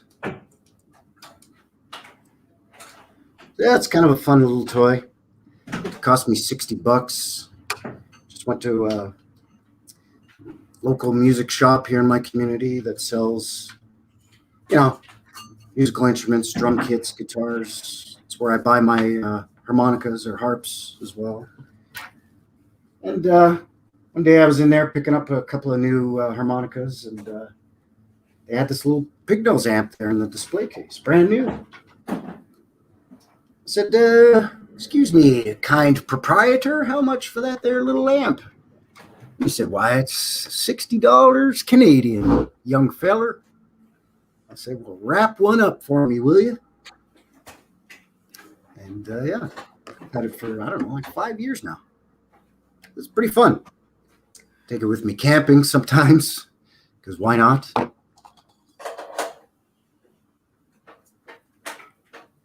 And then the other amp that I have is the tube amp. That's, I think Monk and I, like I said, I think we figured out looking it up online that I got it at a pawn shop for $50 like 20 years ago or something. It's an old tube amp from the 70s, made in Korea. I think it's a PV knockoff, I think is what it is, because it looks like a PV amp. Right, I'm nearly. Life suddenly got very complicated. Not working. Yeah, this is. Yes, the Muffin Man says a sad story regarding Robert Johnson. Yeah, it is a sad terrible. story. I was reading that the other day. Because he was just, at the height of his powers. He was just starting to get some notoriety in his own lifetime. He had cut those 29 songs at that point in his life. I think they had released, by the time he died, I think they had released 7 or 8 of his records. So I think even if it was 7 records, that's, one song per side. So that's 14 songs that people got to enjoy that Robert Johnson during his lifetime would have had these records come out,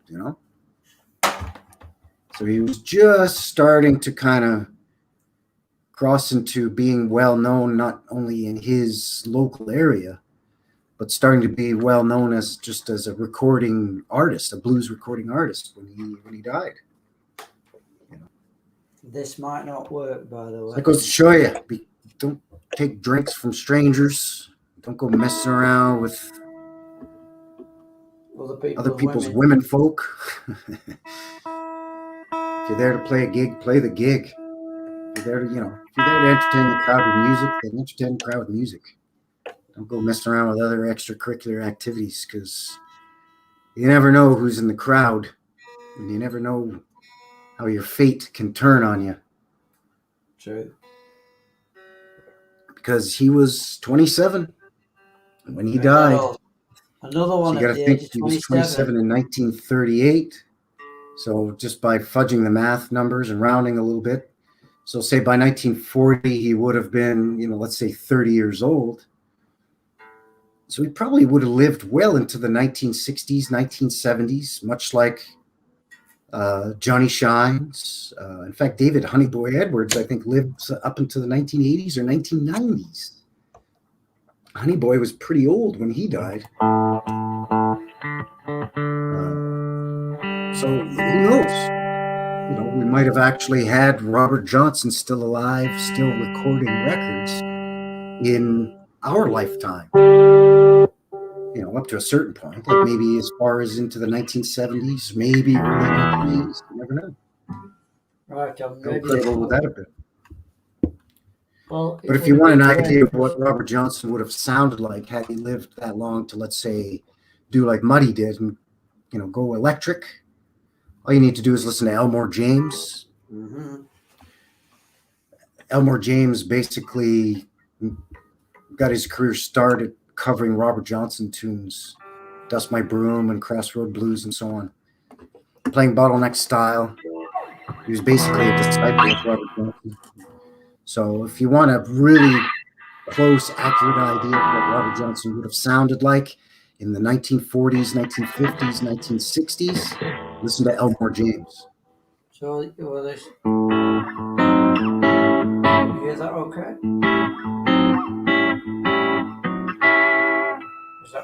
Is that coming through? No, I can't hear you very well. Gotta get the volume up a little bit. Is this the microphone that's working? I'm tapping it now. Can you hear that? Oh, yeah, that's better. Is that scraping? Can you feel the scraping? Yes. Right, okay. Sounds god awful. Yeah, all right. Okay. How about this?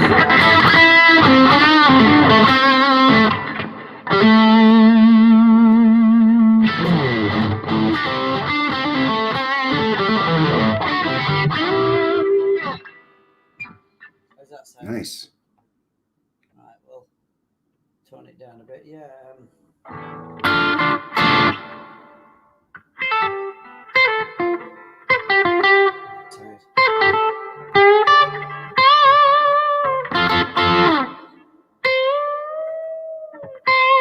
Actually, that's the wrong setting, isn't it? It's.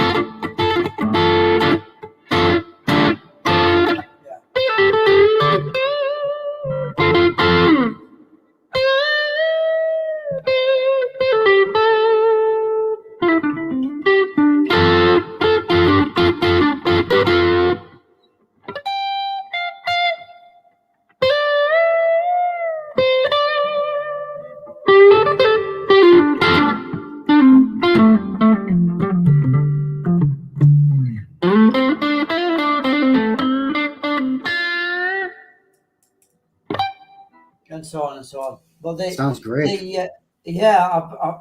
That's the you know.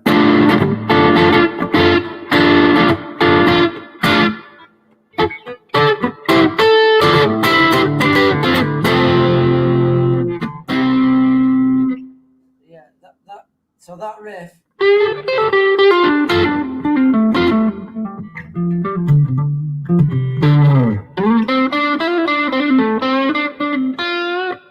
That riff is also echo.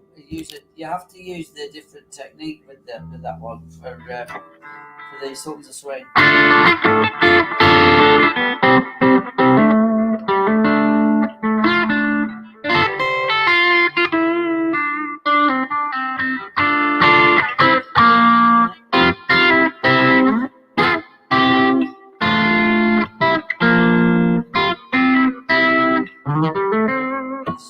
So nice. Because George, you know all the chords. Yeah. I've met Guitar George. There is a Guitar George, the Guitar George, name checked in the song. Really? Yes, really. Who the heck? I spent the entire afternoon with him. Who's Guitar George? Well, George, his real name is George Borowski, and he lives in Stockport near Manchester. Okay. And I met him a few times, actually. He spent a whole afternoon. We were talking this, that, and the other.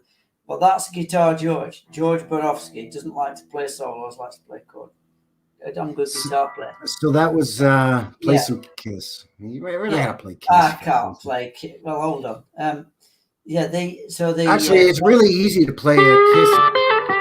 It's really easy to play Kiss because he's pretty much just play the same solo over and over in every song. But anyway. That's true, yeah. Anyway, so I tried to hang on a minute. with the Sultan. Sultan so sweet. This is the thing with the Martin Knopfler. It's trouble, isn't it?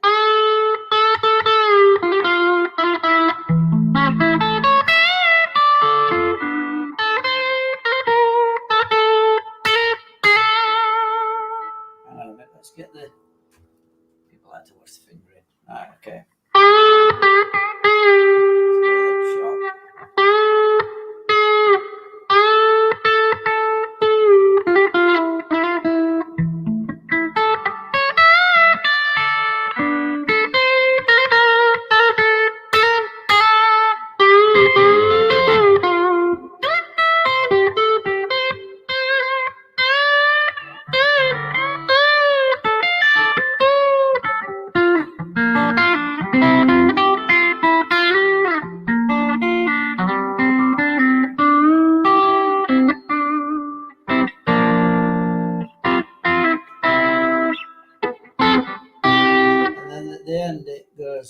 Oh, crack, it's hard.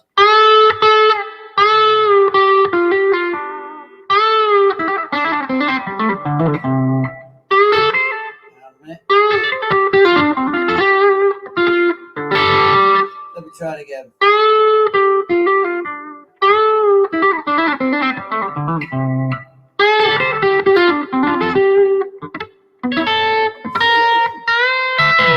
This is the bit that kills you.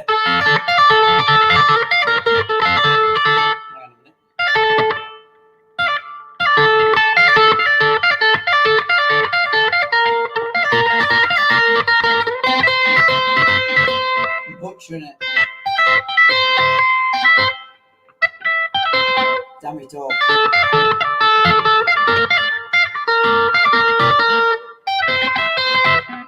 Sorry about that, folks.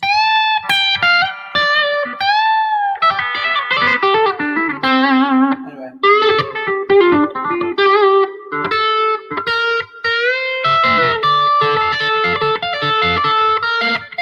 I'll have to practice that. Anyway, you'll have to forgive me for that. Anyway, that'll do. Well, you're also used to playing with a plectrum or a pick, right? Yeah, I don't know. And on this one you can't. So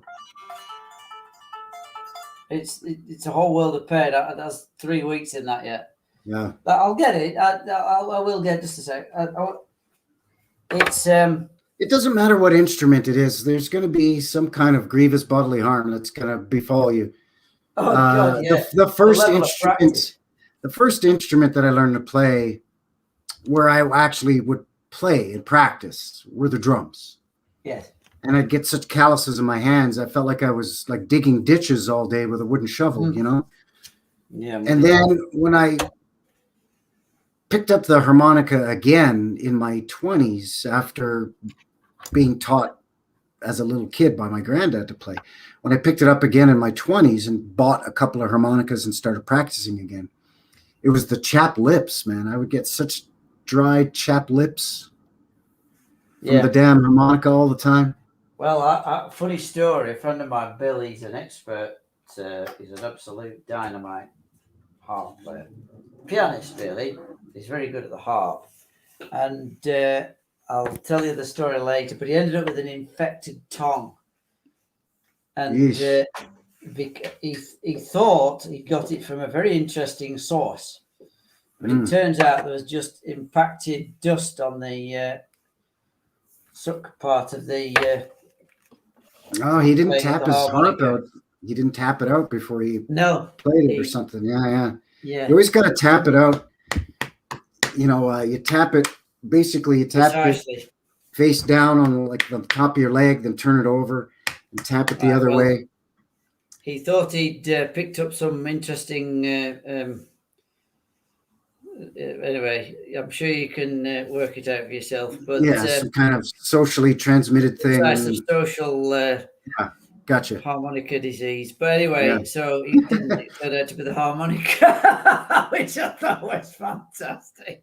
Well, actually, I've terrified. His tongue had like, you know, I've choked before playing the harp. I was actually sitting in with a band that were jamming at this juke joint in my neighborhood before it moved. And because you draw in playing the harmonica, right? Playing blues harp, you draw in. There was a little piece of the wooden reed on the inside that, that's what gives it its sound, these little reeds that vibrate. There was a little piece that had broken off. And as I was inhaling or playing a note, it came shooting out of the harmonica and right into my lungs, a tiny little piece, maybe the size of a pinhead.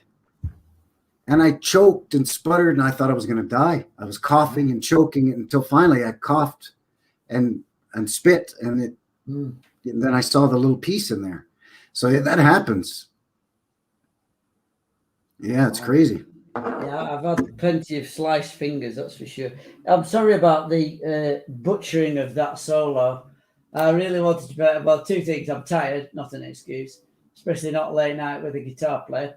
And the technique's just totally alien to me. And the guitar's not set right. It's funny, I've been playing it on here.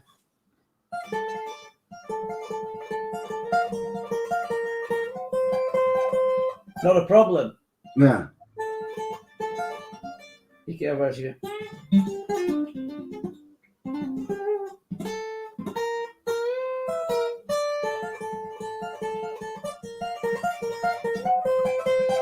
So I can't play it on that one, on the electric, because it's just too low.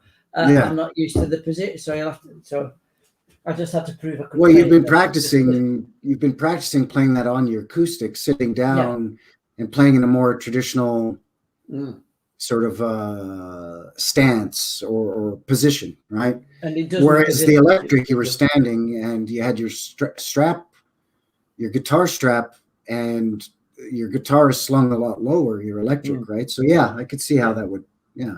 It does make a difference. It's no excuse, really, because and it is late, and it's been a long week, and these little things. No, it's just lazy. No, let's tell it what it is. It's just terrible guitar playing. There's no way around it. There's no way around it. Anyway, it's been a hell of a week learning that Robert Johnson. I will follow that up a little bit further. And I think what we need to do, I think something we discussed last week, is that we should do you do the history and I'll do the riff, and you talk around it. And I'll play the bits and show what, if you're up for that. Yeah, think sure. About it anyway. Think about it, because and it's thank you by the way, to everybody who's subscribed. A lot of messages retracted there by a Muffin Man. I don't know what's. Yeah, I think that's all the same person. Muffin Man, Play Some Kiss, and our old friend Barney. I think it's all the same person. Yeah, it's a shame. Anyway, so we do love this blues music. I don't know I don't know how my life would have turned out without it. It's really weird, isn't it? Yeah, well, the bath, and I've got blues going, and you chill out, don't you? It just levels you out. It's the ultimate equalizer. And we talked about this last time we chatted, where if you're feeling wound up and stressed, it kind of cools you out. But if you're feeling depressed and down in the dumps, it kind of lifts your spirits. Yeah, it does. And I think that's why it's not only America's, what I say is their most beautiful musical art form, but it's their oldest unique American art form. It's older than rock and roll. It's older than jazz. I mean, like Willie Dixon said, the blues is the roots. Everything else is the fruits. So, it's no wonder it's been around just in actual platter recordings, talking about 78s or vinyl albums or cassettes or CDs even. It's been around on recordings for over 100 years, just over 100 years. We're now into 101st year since the very first blues recording on a record. Really? And it was about 5 years before that, there was some blues recorded on those old cylinders before they went to platters. Right. Okay. And then there was in the late 1870s onward, there was blues sheet music. Didn't know that. But that kind of came out of the whole vaudeville kind of end of it. So it was a much more structured style of music. It's not the stuff that, Charlie Patton and Son House were playing in juke joints in the 20s and 30s in the country. it was more closely related to jazz and ragtime in terms of the structure on the sheet music. But there was blues sheet music. Probably the most famous publisher of blues sheet music was W.C. Handy, William Christopher Handy, like St. Louis Blues and Memphis Blues and all those classic tunes. No, they were all written as instrumentals, and then later on lyrics were put to them, and then you had, you know, Ma Rainey and Bessie Smith singing these songs in vaudeville acts in the 1920s. And they basically took it from these traveling minstrel shows and medicine shows and tent shows to vaudeville to these big concert halls in what we call the classic blues period, the late 20s, where they would sell out auditoriums in New York, 3,000-5,000 people in a theater going to see Ma Rainey or Bessie Smith perform, singing blues songs, in the mid to late 20s. So it's amazing how it went from, field hollers and call and answer field hollers and work songs to proto blues to sheet music to lyrics to country blues to eventually cross-pollinates all these different regional styles, and then it goes electric, and then you get Chicago blues, Detroit blues, St. Louis blues. And then guys like B.B. King took it all over the world. So now you have people in Japan and Africa and Russia that are familiar with blues. And that's because guys like B.B. King taking it all over the world. And then, we mentioned Muddy Waters and Big Bill Broonzy going over to the UK and to Europe in the 50s. So it's just incredible. It is. And now we've got Kingfish, which is great news. Yes. Chris Stone, Kingfish Ingram, one of the young Turks and he plays an electric Mississippi style blues, very similar to Buddy Guy. Very similar to, and I say similar to Buddy because Buddy's blues is not a Mississippi Delta blues, but it is a Chicago blues. But Buddy comes by way of Louisiana, and if you think the Mississippi Delta guys played a crazy, aggressive style of blues, then you ain't heard nothing till you heard those Louisiana cats like Buddy Guy play, even crazier and more wild. Yeah, do you realize? Sorry. So Buddy kind of adopted. He kind of created his own style too, kind of like how Robert Johnson took the basic Sun House stuff and then added Piedmont and Hill Country, and added more intricate bottleneck and to kind of reinvigorate and almost create a new style. Buddy Guy did that by taking the Mississippi Delta blues, but then incorporating some of his Louisiana flavor, which has a lot of jazz phrasings, has a lot of Zydeco influence. And then he takes that up to Chicago, and then he's influenced by Muddy Waters and B.B. King.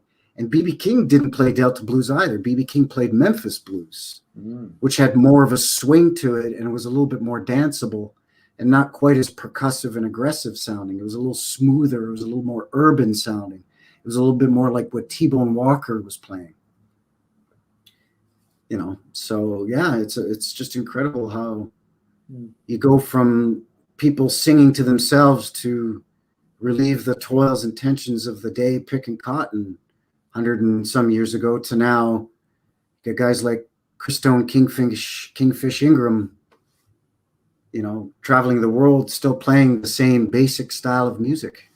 Yep, and we went 1 minute 55, 1 hour 55 without mentioning Buddy Guy. That's got to be a personal best. Well, we have to get Buddy Guy in there at some point. Get Buddy Guy in there somewhere. Yeah. I mean, he's my favorite blues guitarist. I think he's your favorite blues guitarist. What do you think? So, I love B.B. King. I love Jimi Hendrix, but to me, nobody did it like Buddy. There may be guys that are better than Buddy. Like I think Stevie Ray Vaughan technically was better than Buddy Guy is, but but Buddy does stuff with the guitar that Stevie can't do, and Buddy just has his own personal flavor on the way he plays. That to me, it's my preference. Yeah, and he's got. He combines my other favorites. Like BB's my favorite of all the Kings. Between Albert, Freddie, BB, all those Kings, BB's my favorite. And then Muddy Waters is also a favorite. And basically, Buddy Guy's style is a little bit of BB style, a little bit of Muddy Waters style, a little bit of Guitar Slim, and a little bit of John Lee Hooker, and a little bit of T-Bone Walker. But then he mixes it all up in a nice gumbo and makes it his own. Yeah, and great. That's why I think Buddy appeals to me, because he incorporates a lot from a lot of the guys who are my favorites. So I think that's why Buddy's my favorite. I can just identify with that sound because I can hear the bits of BB and I can hear the bits of Muddy in the way Buddy plays. By the way, folks, I did a little treatise of Buddy Guy and BB King in some of our previous videos if you want to watch. Yeah, if you check our playlists, if you go to our Harp and Guitars main channel page, and they have all of the tabs along the top, home and playlists and so on and so forth. We do have quite a few playlists on there, and they're broken down. Some of them is Monk doing guitar lessons. Some of them is me blabbing on about blues history. Some of it is BB King guitar playing from Monk. Some of it's Buddy Guy guitar styles from Monk. So yeah, there's a lot of playlists on there that we've created. So if you want a little bit of the history, then there's some playlists that's just me talking about the history. If you want the actual practical application, the notes, and see how they're played and see the bending, then Monk definitely has some nice playlists created for all of those as well. I'll have to start doing some more. I had a real purple patch last summer, doing halfway through that book. I'll have to do some. I think I've not actually focused on technique, have I? I've looked at riffs and licks and guitar players. Well, I'll have to do some things like on Benny. Hi, AP30. Oh, AP30, we're just winding up. Hi, AP. Good to see you. Good to see you. It's always good to see a fellow musician. AP's a hell of a guitar player in his own right. Yeah, he's a hell of a guitar player. And he's got his own. I use a lot of AP's music on my video uploads for my other channel. Because he's got bloody hell, what's it called? Just want to plug our buddy AP here. On Reverb Nation. He's got his own page on Reverb Nation. Yes, indeed. Right. He's got a couple of sample songs there that you can download for free, and then there's others. He's got a bunch of songs on there. So yeah, thanks for coming by, AP. Yeah, good to see you, pal. Sorry, we're just winding up, but I'm beginning to collapse here. Well, 2 hours is usually a pretty good amount of time anyways. And it's quite late there for you now. It's just after 11 p.m. there. So I was up at, I got to sleep about 2 o'clock, which I'll tell you about after this. And I was up at 5, so I've had 3 hours sleep. So yikes, yeah. Yeah, I'm pretty knackered, yeah. Yeah. So I think we'll kind of wind this thing down here for today. But yeah, thank you to all of you that have tuned in and are here in the chat. Thanks again to all of you who have subscribed. And it's, not bad, like 300 plus subscribers here, not bad for just a couple of clowns that just kind of do this for fun and kind of goof around. And yeah, we love it though. I mean, the blues, as much as we love it, let's face it, it's not always the most popular genre of music, depending on what the flavor of the month is. So it's always great to see the blues getting attention. It comes in ebbs and flows, but it never truly dies. And I think it's on an upswing these last few years. So thank you to all of you who've been supporting us here at Harp and Guitar and leaving comments and subscribing. It's great. People from all over the world, which is, again, it just proves that, the blues is international, and everybody can get that feeling that you and I talk about, where it kind of levels you out, it cools you out if you're stressed, it picks you up when you're feeling down. It's just as you say, it's just great. And as I would say, it's just a beautiful thing. Yeah, it's a beautiful thing. It's a beautiful thing. Yeah. So thanks to all of you that joined us today, and thank you as well for all your support. Those of you that will be tuning in later on, and maybe listening to this in bite-sized little chunks. So thanks to all of you for your support. Really appreciate it. So thank you, Jen. So yeah, so we're gonna wind it down here for today. So take care out there, everybody. Thanks for tuning in. Thanks for watching.